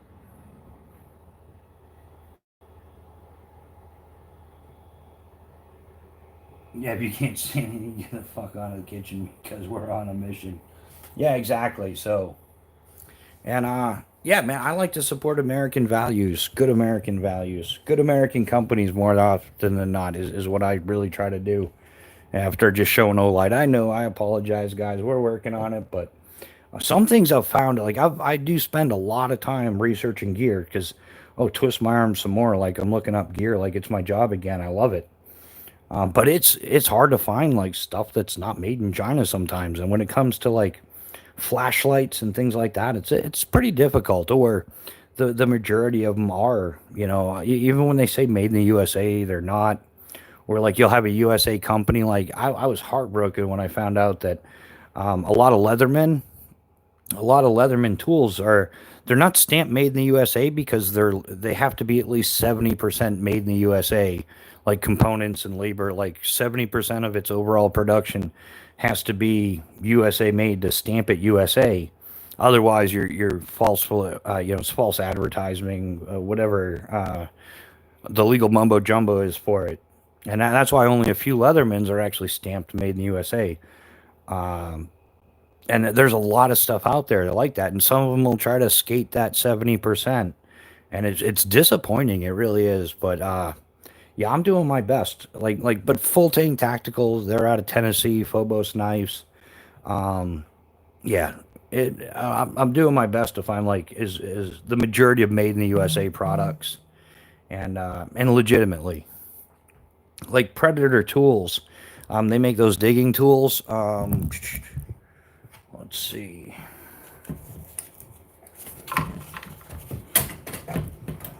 A little further. We got it. No, everything's fine here, guys. Wow, that live crashed real quick, didn't it? The Predator tools, they're made right in New Jersey. So yeah, and they're 100%. You can call up Predator Tools. Speak with George Leshy. He's the one that designed it like 30 years ago. He's got a couple different models of it. This particular one is the Model 85 Crusader.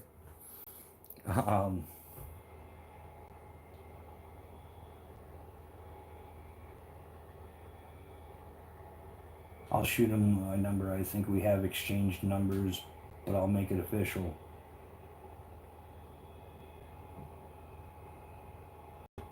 Oh yeah, Boondock, that's exactly what it is.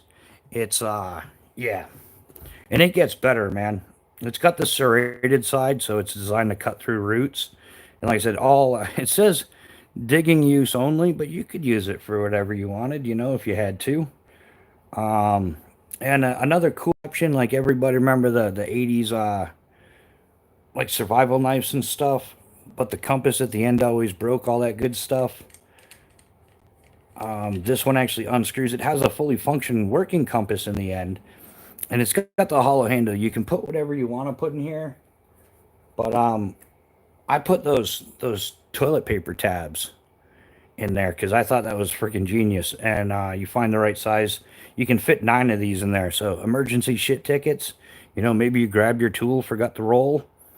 If you're out there camping and you're digging cat holes, but you can use it for digging up bait, for fishing. Boondock was out doing a fishing live earlier. So yeah, you could use this for digging up bait, or throwing coals on top of a Dutch oven, or whatever you can think. Digging Dakota fire holes. It's not too big where the handle gets in the way or anything, so perfect for digging Dakota fire holes if you're doing a little stealthy campfire cooking. I don't think that I've ever seen an emergency shit ticket like that. Yeah, it's comparable with MRE toilet paper though. You've got limited chances, like 1980s video games. Like you get 3 wipes and you're done. But at least in the video game, you can get an extra life here or there. But yeah, so you can fit 9 of them in the handle. You can put whatever you want. You can put little, Super Survivor Man fishing kit, or whatever floats your boat. B&A, check out TireRack.com and check out Tire Streets Cam. They have good sales. Tire shop at almost $500 for a set. Last thing I need to go send it. Would have been 3 to 5 times if it weren't for Disney. Oh yeah, Pat, get. Well, that's because you got a motor, man. Actually, $500 for a set, and I know you're not buying like, oh, these are enough to get me by. Like you're probably buying some quality tires, right?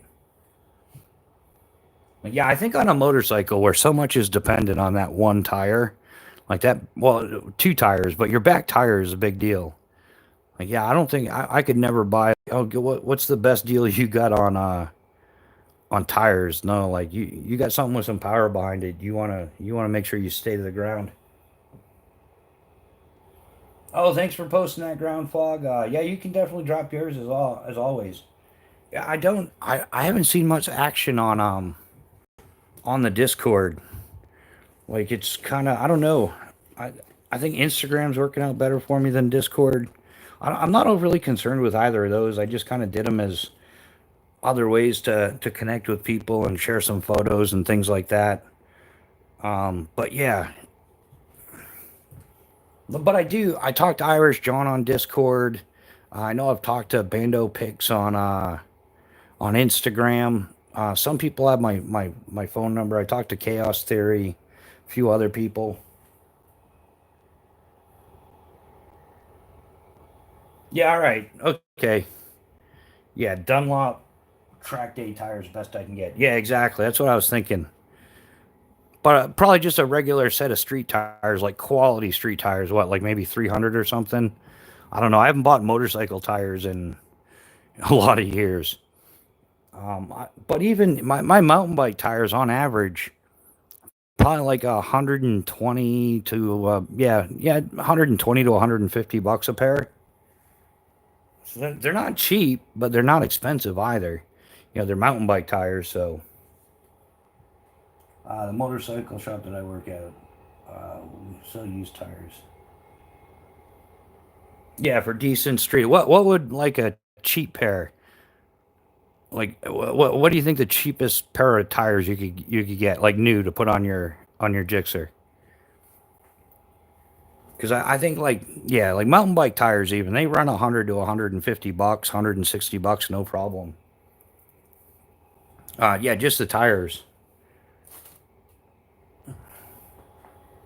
I think that actually bicycles are pretty close in cost to motorcycles nowadays. You're just not buying the engine. That's what keeps them less. Like some of the prices on mountain bikes now, I'm like, no way, you got to be kidding me. Like, yeah, I want to say the S work specialized S Works Epic is somewhere around like $12,000 now, 12 or 14 grand. It's insane.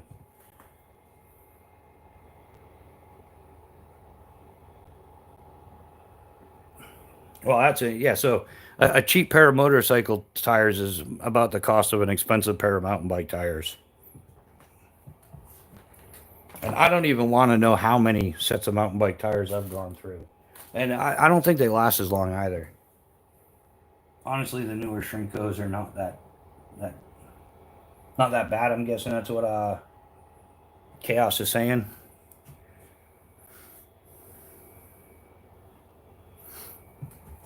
So yeah, how we doing on time and whatnot?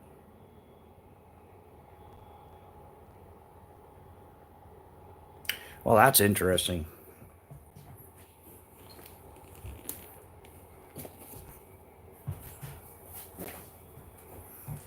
Get things switched around a little bit here.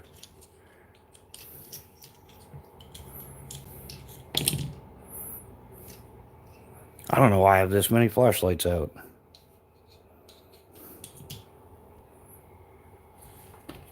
Lost that other one. So anybody got any outdoorsy stuff planned for the weekend? Anything overly fun or exciting? I wouldn't mind getting the i3T Plus and OD as well. I definitely like the OD.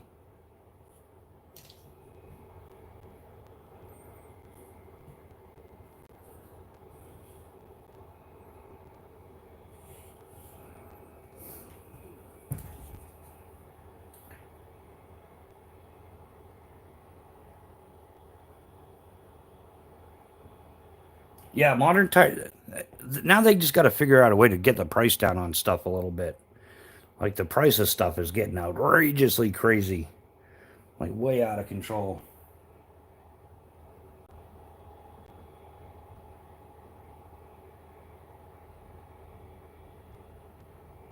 Yeah, OD and MC. Yeah, the multicam black.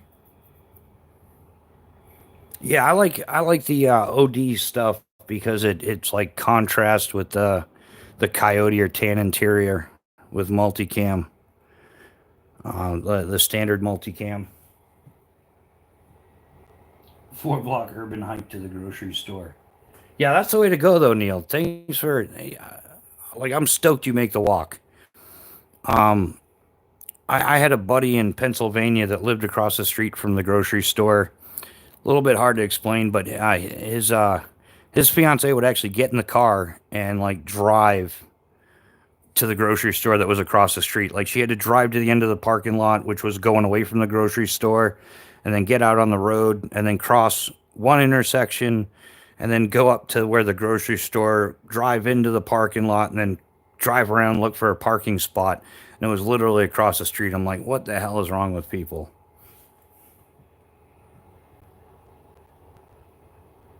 But yeah, yeah, I walk her. Like I said, I haven't driven now like in over 18 years. I haven't driven a car. I've been in a car, but I quit driving, and yeah, 99% of any place I've gone since then has been I either walk or I ride a bike.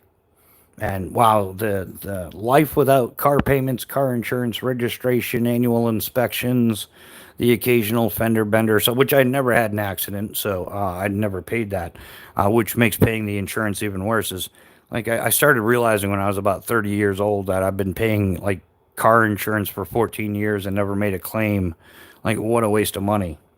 So yeah, I got away from driving all that, and I prefer cycling anyhow. I'm one of those odd people, but just got back from the skate park with the kids.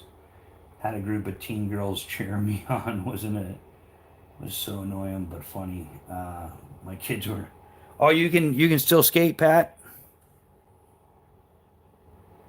Yeah, your car needs a new transmission. Yeah, that's the thing. Yeah, you're forever just paying, paying, paying, and I just I got tired of it. Like I just I don't know. There's certain things like I think everybody like it's just a conform. Keeping up with the Joneses is a lot of it. I know, and they designed it so it's almost a necessity.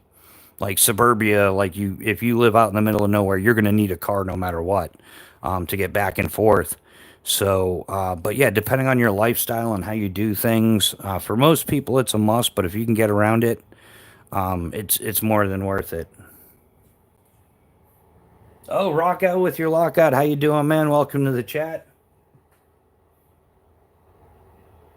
Rock out with your lockout. Yeah, he has a lock picking channel, which is awesome. It's a lot of fun. In fact, I won this like James Bond lock pick kit from one of his giveaways, which was awesome. I think some of you may have seen it. Yeah, it's a wallet that folds out, but it's got some turning tools. I'm still learning how to use all this stuff. If you guys got questions, like talk to Lockout or Bando Picks. He knows something about lock picking as well. But yeah, it's got this like real cool assortment of lock picks, which they're all for picking locks. I think it pretty much has everything except for directions. And then you have some classic bobby pins, like that's paper clips, some other lock picks and stuff in here. And there's room to expand. I was thinking about putting some of those Grim workshops in there. Um, Matt's lock, yeah, Matt's lock shop. He's got a channel as well. He was saying those Grim workshop lockpick cards they work. Assuming you have the skills to do it, but they are functional.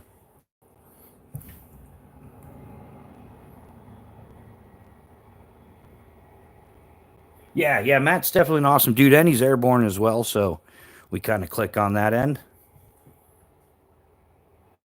Yeah, it's a sweet kit. Like I said, I'm just like scratching the surface on how to pick locks and learning and watching and stuff like that. I think it's going to be more of a winter project because I'm still up here in New Hampshire, and I got some like titanium plates and screws and titanium rod in my left femur and stuff. So when it gets really cold out, I don't enjoy cold weather as much as I'd like to. So yeah, going out doing shoveling and trying to get in some walks and stuff is about it. So I think it's going to become a winter project. It'll be here on the channel, like it'll be like a learn with me series. How easy is it to adapt to learn this skill set. Got some Selker and stuff, some jigglers and combs, but need more practice. Yeah, yeah, Boondock. So like, yeah, um, yeah, rock out with your lockout. Like he's got a lot of videos you could. He does a lot of that stuff. There's a whole little group of guys. Matt's Lock Shop and Bando Picks. He doesn't do too much. He's getting more into other gear like I am. But New House Lock and Key is another one. And yeah, once you start getting in there, they'll and it's a great group of people. Terminator Tom, the Titanium Terror. Yeah, pretty much, man. I wonder who's gonna cash that in though. You know, if I get cremated, I wonder who's gonna cash all that titanium and stuff in. But yeah, they said it was just healthier and easier to leave the rod in the femur than it was to try to remove it and stuff. So I'm like, yeah, whatever. That's cool. I'm good with it. Yeah, yeah. New House, New House is a pimp. Yeah, I think he's on a bit of a R&R right now though from doing his lives and stuff, isn't he? Or I'm sure he'll be going back to it pretty soon. I know Dean started doing lives as well.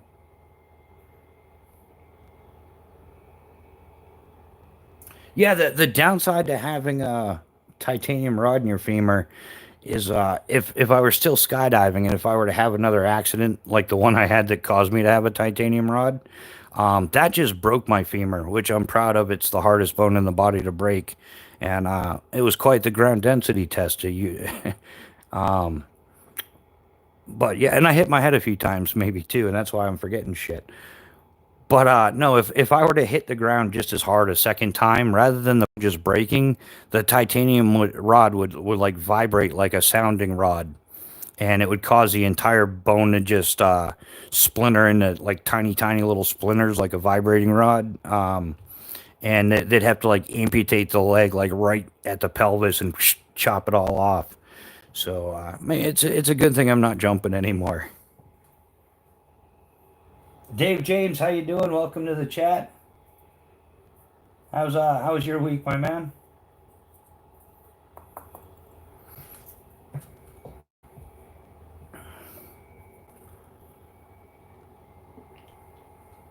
Just getting caught up on the comments here, guys.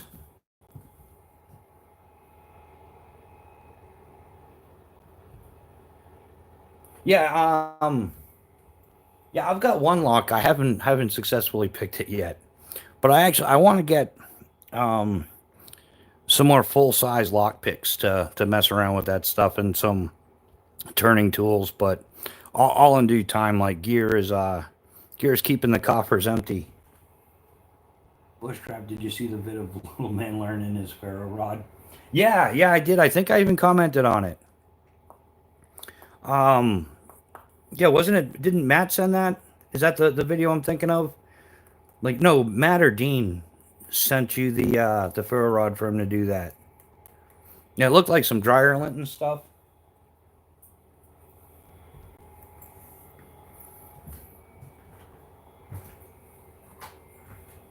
Like I try to watch as many videos as I can, but I find the more and more channels that I'm affiliated with, the more time I spend watching videos, and then I just yeah, I gotta do a little bit better time management. No, no, those aren't ferro rods. Those are flashlights. Dave, sorry about that. Oh yeah, that's right. Okay, yeah, it was Matt.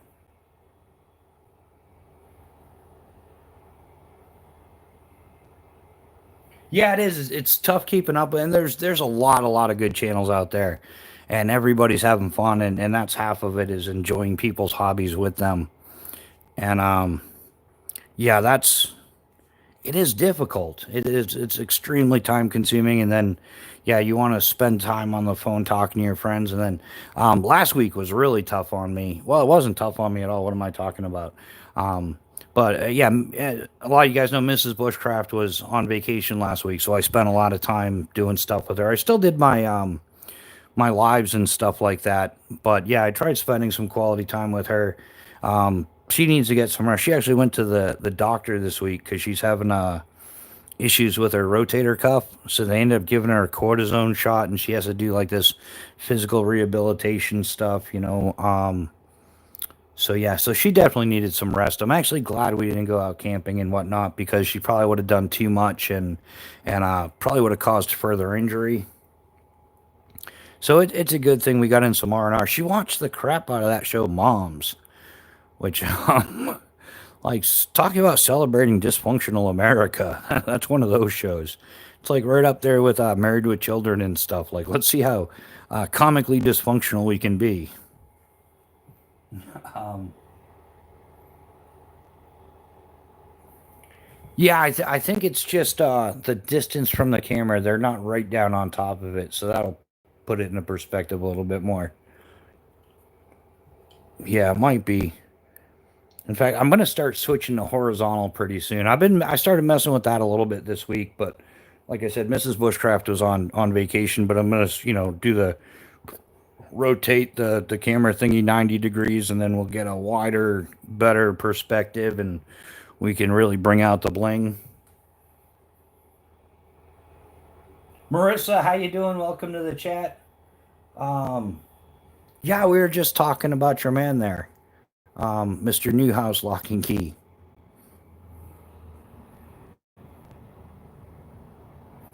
Oh, yeah, Dave, you're spot on with that. The digging thing is for digging.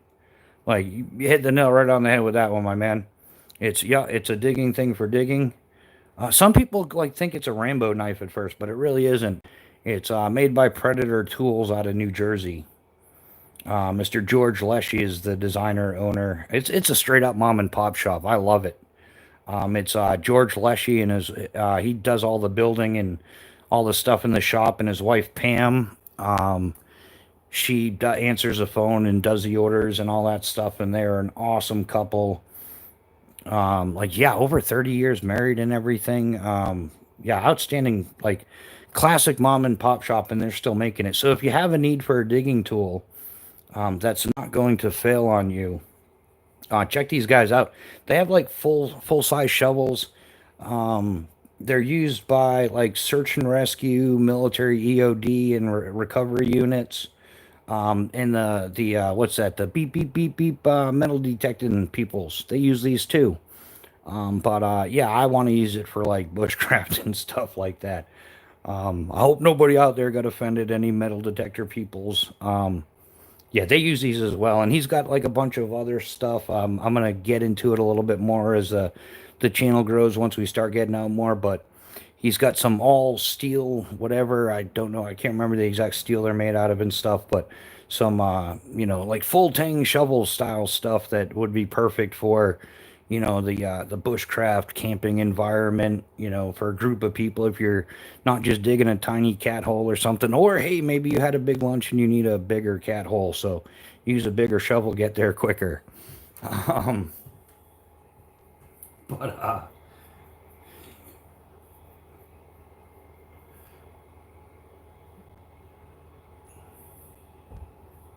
well, completely unrelated to Mars showing them the time for me to go. Yeah, right. They oh, what's the best way to explain that little click there? They're all friends, and if they're not picking on you or something, it's not part of the group. It's just part of the fun. And yeah, I've been to some of their lives where you're just too busy laughing, and you're like, oh yeah, dude's picking a lock or something. He also gets into some survival bushcraft, starting fires stuff. He does fires indoors just like me, so that's always fun. We love breaking that rule. Everybody knows that. But yeah, great group of people. We're not sure if Marissa's real or not. She may be like a poltergeist or something, or someone from the paranormal realm. We're really working on it. I have one of those army folding shovels. That's good. Yeah, I've never had luck with the folding shovels, Dave. They always just they wear out, and then they fold when they're not supposed to fold, and that just I've just never had really good luck. And I've tried some of the aftermarket ones. Like who is it? The Cold Steel Spetsnaz one, which is really well recommended, but the wooden handle dries out and breaks pretty quick. The folding ones, even the USGI trifold, I'm not a fan of it. But if you do the spade at 90 degrees, you do the handle, the two sections of the handle vertical, you do the spade at 90 degrees, you can use two of them. And if you sit them just right, you can use it like your own little sit-down stool. That's the best part of those. So yeah, you got a spade for each cheek, and you're solid. I'll have to show you that trick in a. Well, I'd have to get two trifold e-tools, and I could show you that trick of how to use two e-tools like a toilet seat over the cat hole. Oh, shucks. I'm blushing. I just got a wood-handled folding shovel on Amazon by Mastiff Gears recently, and the thing's a tank. The locking ring and washer are beefy as hell. Yeah, Boondock. I'll have to check that out. But yeah, I'm definitely gonna give the Predator tools a try still as well. Like I said, it's wood's a natural material. It tends to break more often than not. Um, yeah. So I've kind of, it's like having a full tang knife. I want a full tang shovel. Um, but yeah, I'd like to check that one out by Mastiff. Sounds pretty interesting. Oh, you did do a video on it? I'll look it up then, man, for sure. Yeah, I've been trying to help you out there. Yeah, what was it? This afternoon you were at like 62 subscribers, and the more views you get, yeah, man. Yeah, I've been trying to catch your content whenever it comes out, but I wasn't aware you had that much back content. And believe it or not, YouTube has actually been good about throwing you in the recommendations. So you must be keeping the algorithm happy. Yeah, yeah, I'll definitely check that video out, man.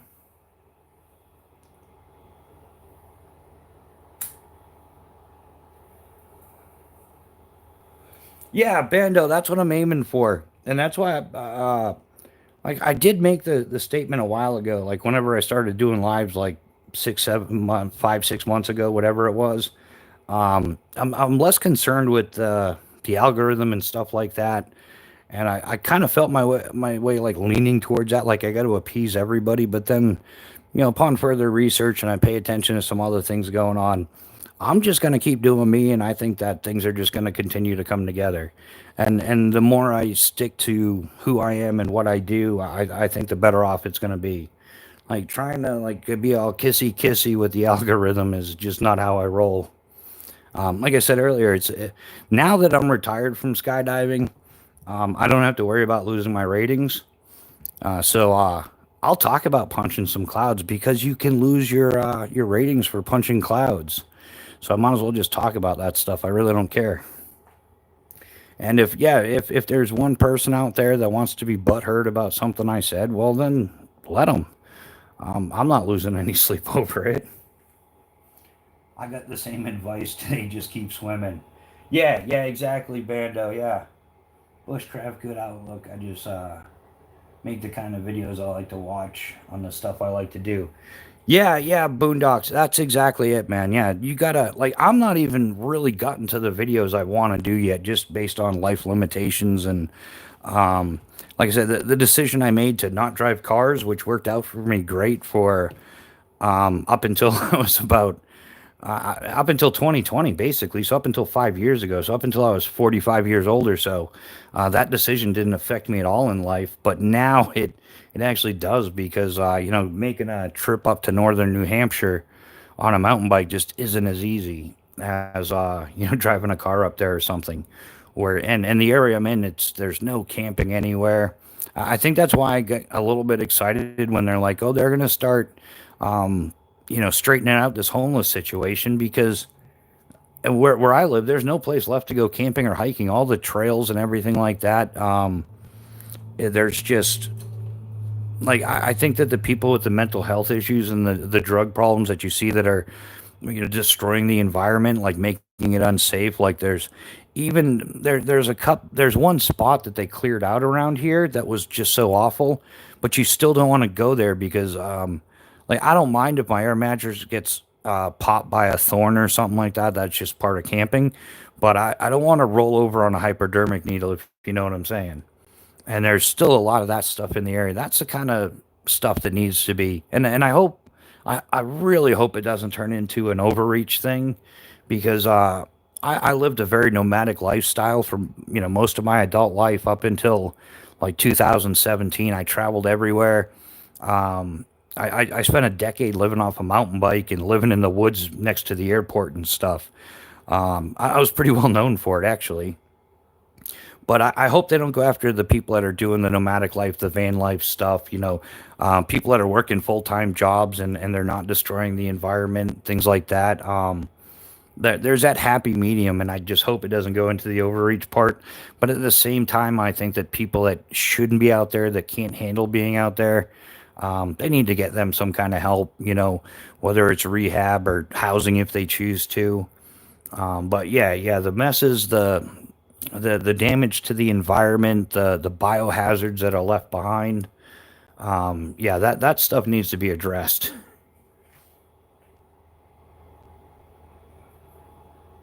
Oh yeah, yeah, I've been out. Yeah, Justin, I've been out the Ocala National Forest a whole bunch. It's like 10 or 15 minute bike ride tops from the Deland Airport. So and there's tons and tons of camping, but you got to be careful for the blue tarp villages there too. And that's kind of the stuff. The other issue is so the blue tarp villages where they take over an area of public land and they chase you off. And I mean, I've been chased out of the Ocala with one dude had a baseball bat, the other one had a machete. And that's just kind of just let me. I was only out there riding a bike on a trail. Like why did they feel the need to chase me off? Like I don't know. Yeah, I don't go much camping in the southern part of the states for that exact reason. Car stealthing, yeah, but head on a swivel with dry power in house, yeah, yeah. Boondock, thank you for that comment. I definitely appreciate that. It kind of fully supports everything that I've been dealing with for months trying to get this channel together. Yeah, it has gotten that bad that it's just it's unbearable. It's not even safe. They just found another guy not too far from here. He was 29 years old, unhoused, homeless, living in the woods, right by where the high school kids practice. And it was a hospital softball team that figured it out. They were out there playing softball, and they could smell the body, the decay and everything.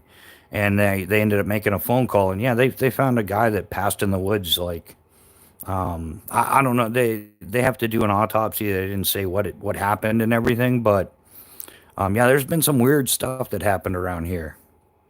Um, yeah, a lot of like people getting attacked on trails. There's a couple like a year and a half ago or a year ago, roughly. I think it was last year. They a couple went out for a walk on a one of those short nature trails, and somebody jumped out and shot both of them. So, and this area wasn't always that dangerous, but yeah, like central southern New Hampshire is just yeah, it's unbearable. And then we've got Massachusetts that will bus up a lot of their homeless people, like people that are drug addicts and stuff, just to get them out of the state, and then they'll bus them up to like Nashua, Manchester, Concord, and so you've got all these people with mental health issues and different drug problems that are running out there like just wild and free. So it makes the camping scene pretty difficult. Yeah, I've come across a lot of weird people in my 3 years of car living in New Hampshire. I don't take chances and I practice. Yeah, Boondock. I spent 10 years traveling the eastern seaboard, and it was a massive eye opener. Uh, so you can punch a cloud? Well, you don't actually like physically punch it. We call it punching a cloud, like you go through it. Like yeah, going through a cloud, violating the federal aviation regulations, cloud clearance standards. Yeah, it's usually just like when a pilot screws up, skydivers get grounded just the same.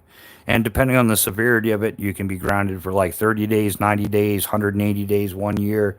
You could lose depending on what your ratings are, you could lose your ratings permanently and not even have the chance of ever getting them back. Hey, Newhouse Lock and Key, how are you? Yeah. Well, some of us knew that Marissa doesn't have legs. We've never seen them. There's no proof. That's hysterical. Yeah, hard subject. We got to close off our northern border. That's where all the drugs come from. Yeah, the northern border, the southern border. Yeah, it's a hard subject because there's, to a certain degree, yeah, like some people are going to need to be told like, you can't, like, if I can't go camp there morally and ethically, then why can somebody else go camp there and destroy it? Like that's the part I have no problems with anybody camping anywhere. You know that whole just what you pack in, you pack out. Um, leave only footprints, take only pictures, that kind of stuff. All that tree hugging, like yeah, I love all that stuff. Don't get me wrong, but you guys know what I'm saying. Um, but there's got to be a point where like people are obviously destroying the environment and they clearly have mental health issues. Some of them, they busted some people. There used to be a nice nature trail that ran around along the Merrimack River through Concord, and they busted a few people out there that were like fugitives. They were like running the law for years, and this is part of how they did it is they lived like homeless people because the law was after them. So some of the people out there are criminals. Um, yeah, some of them have mental health issues. Some of them have substance abuse issues. Are here illegally. But yeah, the fact that like I wouldn't mind if people are just camping and picking up their stuff, but that's not the case. And then the city and the state and everything spends millions of dollars cleaning it up because there's so much biohazard and potential dangerous stuff that it just doesn't work out good.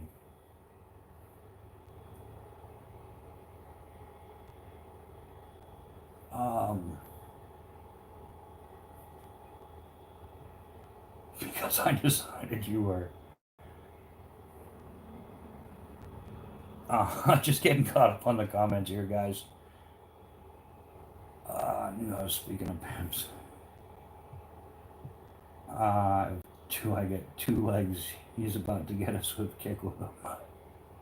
Marissa, prove it, kick them. Otherwise, we're not going to believe you have legs, and we're going to need video evidence, not just hearsay.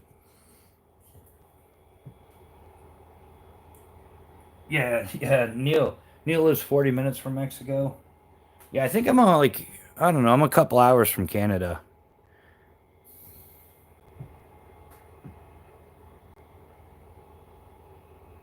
Yeah, 40. You're the man panda, by the way. Did you know there's a giant blue Crayola somewhere?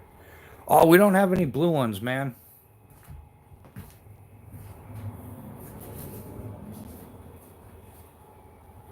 We have we have some red ones though. So if you behave, Bando, I can give you two. We got to save a couple for Cannon when he shows up. He's of the Jarhead clan, so we got crayons for the Jarhead clan. I'm looking for big ass green ones. Those are for war. What are the red one? Well, blue should be training, right? Is that standard? Oh, what else do we got?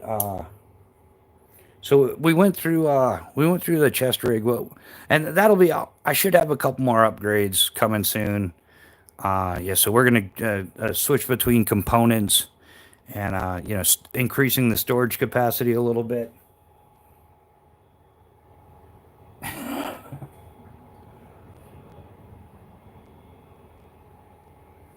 That's awesome.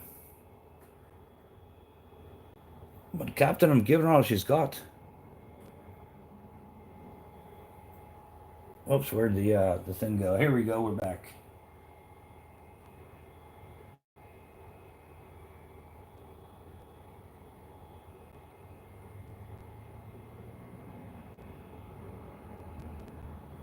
But yeah, what else have we? Yeah,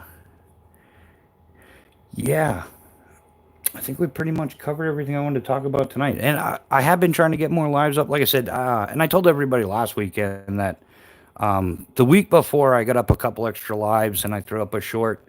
But last week I didn't do anything extra. We just did our standard lives because the missus was on vacation and priorities, right, guys? So and that's something I'll never give anybody a hard time about. Like, yeah, spend more time with your family, spend more time with your friends. Yeah, you could never do enough of that. So yeah, even it took me the better part of like 45 years to learn that. So I'm not go figure, huh? But now I know I should share that knowledge. Maybe some of the younger guys will get it. I gotta do battery stuff. Yeah, exactly. Oh, new house for my chest rig. Yeah, I've been working on this this full tank tactical old chest rig here. And yeah, loadout and all that good stuff. Yeah, for those that weren't here earlier, well, it's kind of a mess because we've been playing with it, you know. How's that? We got almost, there we go. Look up, maybe I can shift this. Some things are just too awkward, right? I got this Hill People Gear 58 pouch loaded out with a yeah, I had a different loadout for it. It's a work in progress. I got to get a sheath we're gonna Velcro this on here, so it'll be internal. Matches lighter rip spool there with some 2-inch tape and cordage. It's that braided fishing line, pretty good stuff. But yeah, you could use that as a fire starter, and then I'm gonna get some Velcro rounds and bam, throw the fire starters right there. Because yeah, if I'm not using my own fire starters, then that's just life. Yeah, so we got like the Vargo titanium chopsticks, which are foldable, titanium fork and spoon, Leatherman Surge, Leatherman Raptor, the Olight Warrior Mini 2 in here, and then there's a zippered pouch behind here.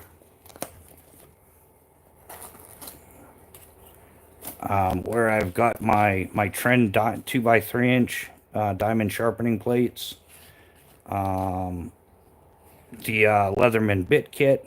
I've got the driver in there as well.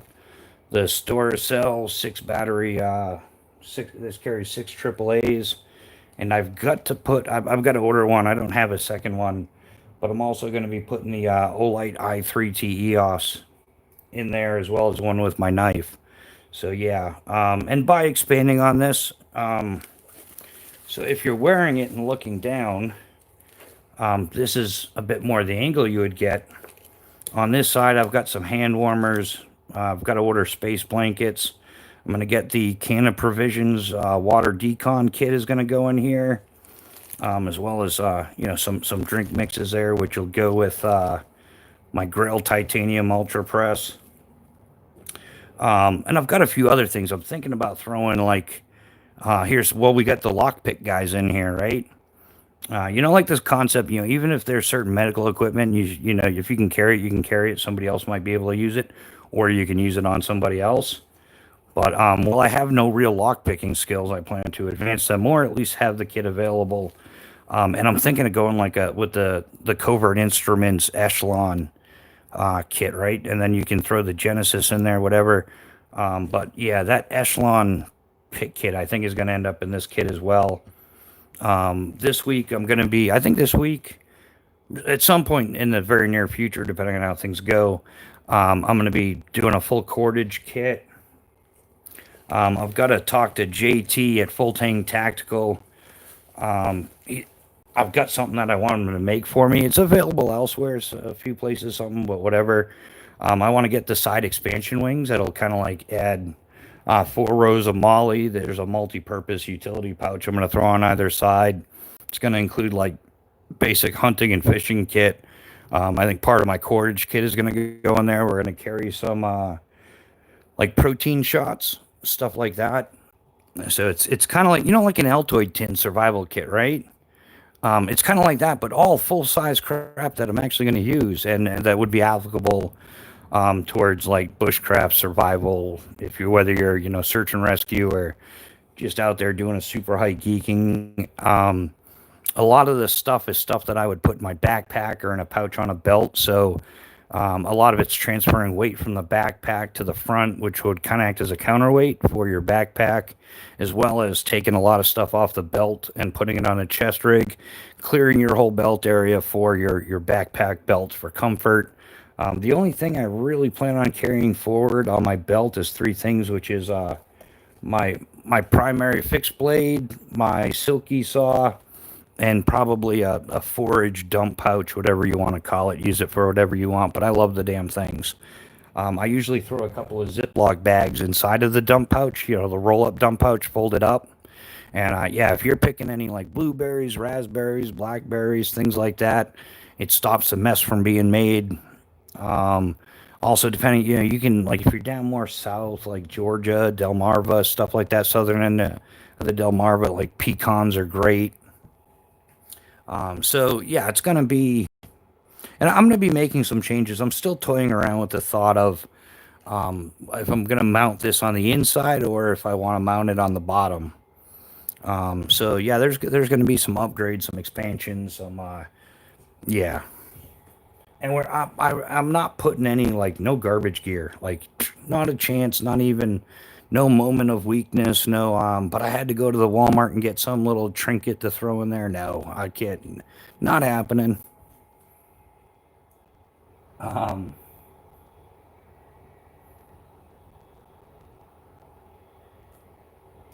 yeah, yeah, Dave James, you're right, man. In fact, I was dating this girl in Collegeville that locked her bike to her porch and lost the key. And like she couldn't find it, so she asked me if I could. Yeah, we used a Dremel with the cutting wheel, and it was one of those kryptonite braided cable, super duper. Will guarantee your bike for 10 grand. And that Dremel with the little cutting wheel cut through that lock in I'm not exaggerating, like less than 5 seconds. Like it just went, just cut right through it. It was unbelievable. I did have it turned all the way up because you're using the speed of rotation as the strong point to that tool. But ever since that day, I've never bought another bike lock. I didn't, even when I was bike touring, I didn't bother locking my bike. It was just pointless. Yeah, if somebody is set out to make it theirs, they're going to take it.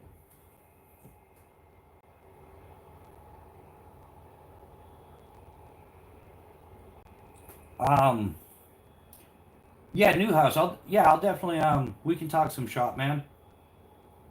Cause, yeah, I'm definitely, yeah, I'm willing to like switch out what goes in the kit, but I think that, yeah, one of those covert instrument style, you know, tactical. They got them in Coyote OD or black, whatever. I think gray or something. Is petrol head torch good anymore? Dave, I haven't bought them in years. They were great. I used to have like the Petzl Tikka and the Tactica and all those. Yeah, I had a few of them and they were awesome. And then I lost one on trail and I bought a new one and they changed the recipe to that plastic or something and I just had so many of those things break after that. I've been on the hunt for a good headlamp ever since then. I have a Streamlight something right now. I'm not a big fan of.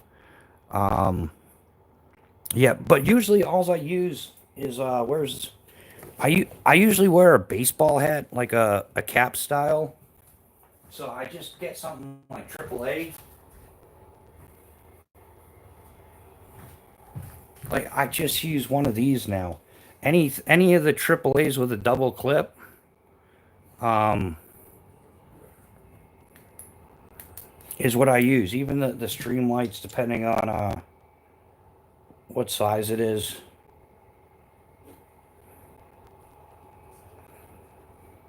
Yeah, so I just once again we're back to that single AAA flashlight.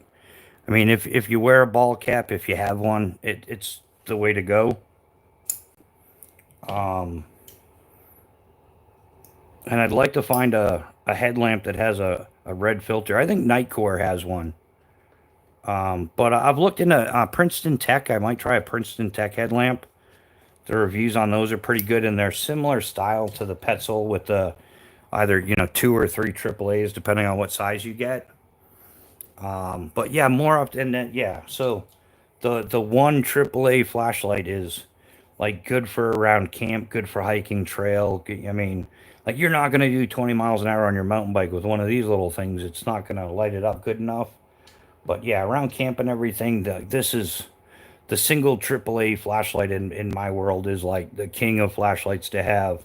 And I think the only way somebody could make one any better than what they do is by throwing some type of red LED or like a dual LED, like standard white light and then a red LED, or have a flip filter like some of the older, I don't know what they're making now, but Surefire used to have a flip up filter. You could get a red one. But yeah, that's probably, and yeah, 15 to 20 bucks, 25 bucks or something. Um, yeah, that's probably the best bang for your buck that you're gonna get. Yeah, my night core headlamp are double A, but no red light. I use a black diamond for that. Yeah, so you're carrying two. Yeah, you'll have to look into the black diamonds as well. But I remember when all Black Diamond sold was climbing gear. But yeah, then they got into all sorts of stuff. Coast has some good head torches. Um, yeah, Dave. They're. I mean, like I said, I probably just got a bad run of Petzl headlamps, and I just switched it out. Yeah, once you go through two or three headlamps, that not they started lasting like a year instead of lasting 5 or 6 years for me. So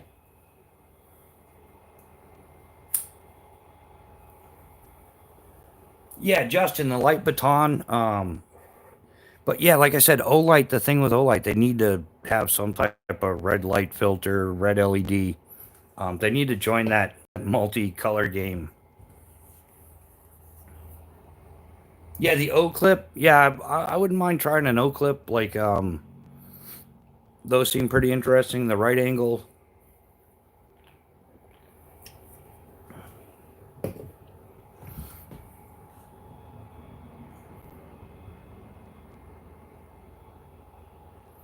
Yeah, yeah, Dave. That's what I was saying. I had one that lasted me like 10, 12 years. It lasted me a long time, and then I lost it, and I bought a newer one, and that one broke like within 6 or 8 months or something. Then I bought another one thinking it was my fault, and it lasted about 6 or 8 months or something. And it just kind of worked out that I just didn't feel like they were making the quality. So you might have like an older one that was made when they were still really good versus whatever. I don't, like I said, I don't know if they changed the recipe to the plastic or something.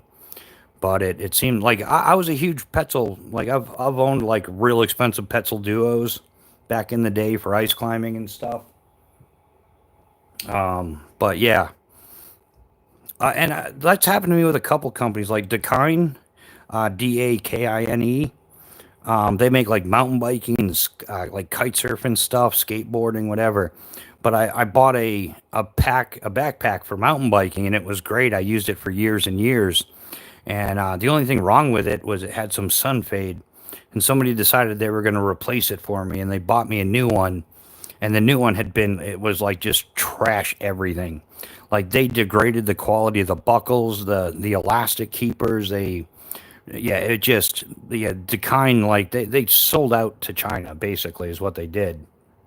And it ruined their product to the point like I don't use Dakine packs anymore because yeah, what was once a great, I find a lot of companies do that. Like they're great for years and years and years, and then they either sell out or they get bought out or something like that happens, and the quality just goes downhill. And yeah, I found that with a lot of different companies. I'm stupid. My Nightcore HA11s have a red light. Old and new versions. Don't know what I was thinking. That's okay, Boondock man. It happens. If you don't use it, you don't use it. You don't even know the features there. Like yeah, like I said, I had almost kind of sort of my first FaceTime experience yesterday. I was talking to Bando. We were talking about some gear. Hey, give me a call, man. And so he called me, and but he like I thought he called me, but and so I started talking to him, and he's like, "Hey, and I put this here, and I put that." I'm like, "What the hell are you even talking about? Like, use full sentences, use your big boy words. Like what are you talking about?" And then I'm like, "Oh well, maybe he sent me a picture," and I go to look at the picture to find out. Like the dude had me on FaceTime. He was showing me everything. He was spot on. My dumbass didn't know it was a FaceTime situation. I was holding the phone to my head like I've been doing since like 1978. So yeah, sometimes if you don't know the features there, you got to roll with it, man. Yeah, venture capitalism has destroyed the outdoor industry. Yeah, you're right about that, Boondock. Um, that's why I try to support the smaller companies, the smaller businesses. Um, yeah, like Full Tank Tactical is a small company, or like TCal. If you call up there, you're talking to Tim's wife, or you're actually talking to Tim. Or if you send an email, his daughter China is returning your email. So yeah, like I like companies like that. Like if you contact Phobos Snipes, you're gonna like you're gonna deal with real people, not like corporate middlemen and all that other stuff. I hate flashlights in the America deal.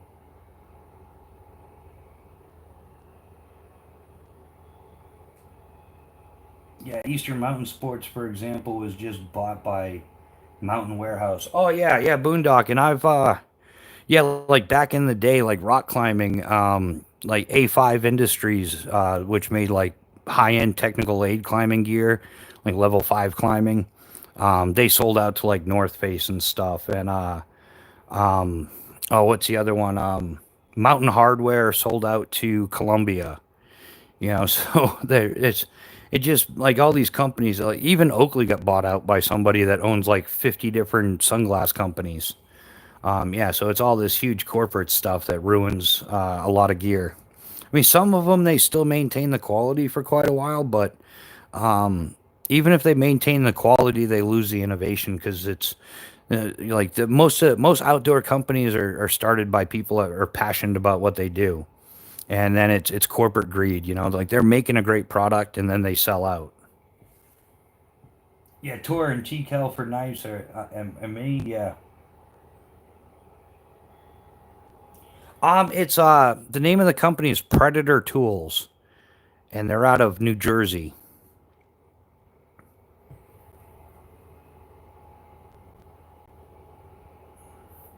Yeah, yeah, it's venture capitalism destroyed the outdoor industry.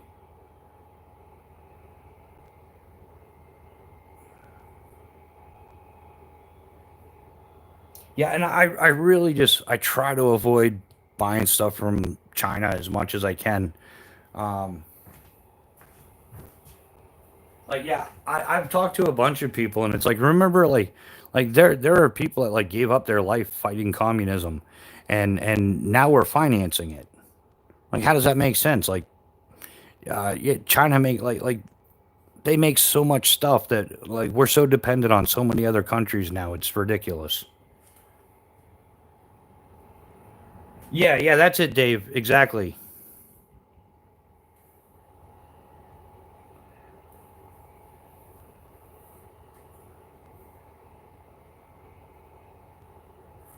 Yeah, yeah, exactly. Vote with your dollar. Like the number one companies I try to support up front, and I'm not shy about it. I try to support veteran owned companies. And then made in the USA is second. And then third is companies that are allies with us and aren't busy like trying to crap on us. Yeah, yeah. So that's it. Like I don't mind buying stuff from England. I don't mind buying stuff from Japan. You know, I try to diversify it as much as I can. There's stuff I buy from Canada, but yeah, my priorities have strongly shifted that if I can buy it made in the USA first, I will. And then yeah, next is the in UK so many things are made. Yeah, and then I even wonder about that, like Dave James, companies that I use that are out of England, right? Would be Hugh Banner. They make quad cams, rock climbing gear, stuff like that. Also Caramore, backpacks and things. But then I wonder, like, have they like sold out to China? You know, so like if I were to order a Caramore backpack, you know, is it actually coming from England or is it coming from China? You know, so even some of that is tough to figure out now, and oftentimes you don't find out until it's too late.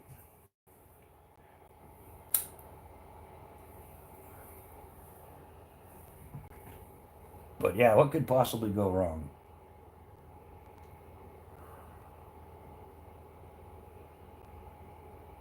They used to give out.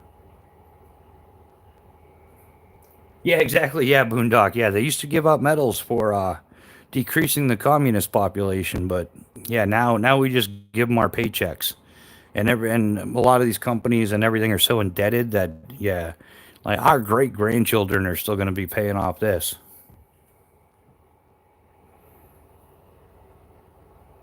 Yeah, I don't think that Hugh Banner would sell out. I don't know. He was older back in the day when I was climbing, and he's definitely retired. That's for sure. Yeah, if anybody's going out rock climbing, yeah, Hugh Banner quad cams, they're the best. At least in my opinion, I love them. And they've never got into any kind of scummy marketing and lying or anything. Black Diamond, on the other hand, wow, did their Black Diamond Camelots, the SLCD spring loaded camming devices? Wow, what a load of crap marketing they were selling people on those. And when you explain it to people, because they think, oh yeah, it's just their thing is because they use a dual cam system and their cams have a wider size range than all the others, you need to carry less cams. It's one of the biggest lies ever told in rock climbing because when you're using those and you're lead climbing or something, if you're comfortable taking a 10-foot fall, you're putting in a piece every 5 feet because once you're 5 feet past that, you fall double the distance of your last placement. So if you're only comfortable falling 10 feet and you're, lacing it up every five, you're still going to have to put in a cam every 5 feet, regardless of it's a double axle or single axle. So that whole marketing campaign of because of the wider size range, you have to carry less of them has nothing to do with it. So you're actually carrying and they try to sell off as also you'll be carrying less weight, but you're actually carrying more weight because the double axle designs are all heavier than all the other single axle designs. So yeah, you got to carry the same number of cams, but now you're carrying more weight. And Black Diamond even I talked to one of the Black Diamond reps one time, and yeah, he left. We that kind of became the end of the conversation because I'm like, isn't that like false marketing or something? You're deceiving people into thinking that they can carry less because it covers a wider size range. Blah blah blah blah blah. All right, Dave. Thanks for hanging out, man. We definitely appreciate you being here. We'll hopefully see you again on the next one. Let me know what you think if you check out that Predator tools. So so yeah, so that's some of the things that I catch on to with gear and gear companies, gear makers, whatever. Yeah, let the OCD kick in, pick it apart, figure out what kind of crap they're trying to sling, and I think that's why I enjoyed being a parachute rigger so much. We never have to BS anybody. We just tell them how it is, take it or leave it. Like you don't, you know. And skydivers are kind of like if your life depends on your gear, which is not just skydiving, it's scuba diving stuff like that as well, rock climbing and everything. But skydivers in particular tend to be a little bit more on the up and up about staying away from budget gear and buying quality gear because your ass depends on it. But yeah, I've been picking apart gear my whole life, I guess. If you had to recommend a box cutter, what would you recommend? Um, it's a box cutter, man. Whatever box cutter you want. I don't know. Get a Milwaukee or something. Get a Snap on. Get a Snap on box cutter. Like what kind of boxes though? Are these like nice boxes or are these like like reused weekend good for nothing boxes? If you wanted to do a buy once cry once, I would look into Big Idea Designs and get yourself one of those fancy titanium like awesome little box cutters. Yeah, I think they probably make one of the coolest box cutters on the market.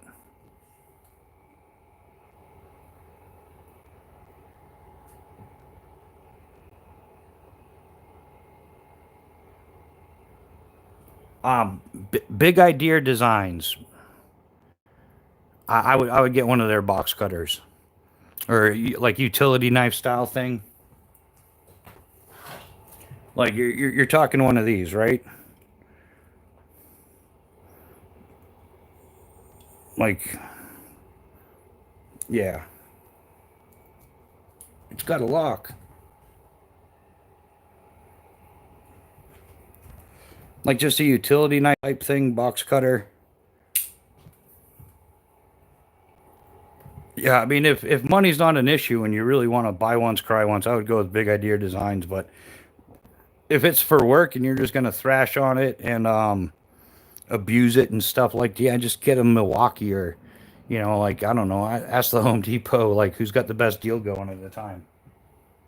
Yeah, Gerber has a keychain size utility pry bar tool that takes standard blades for pretty cheap. Forget the model. Yeah, yeah. I mean, like, yeah. There's a dozens and dozens of those. It's hard to keep track of. I use my Spider Co. All my fancy packages. I cut open with this. Um, yeah, I don't really carry a box cutter unless like if I'm gonna be doing like if I know I'm gonna be doing something stupid like cutting carpet or doing stuff like that. Yeah, then I'll use a utility knife.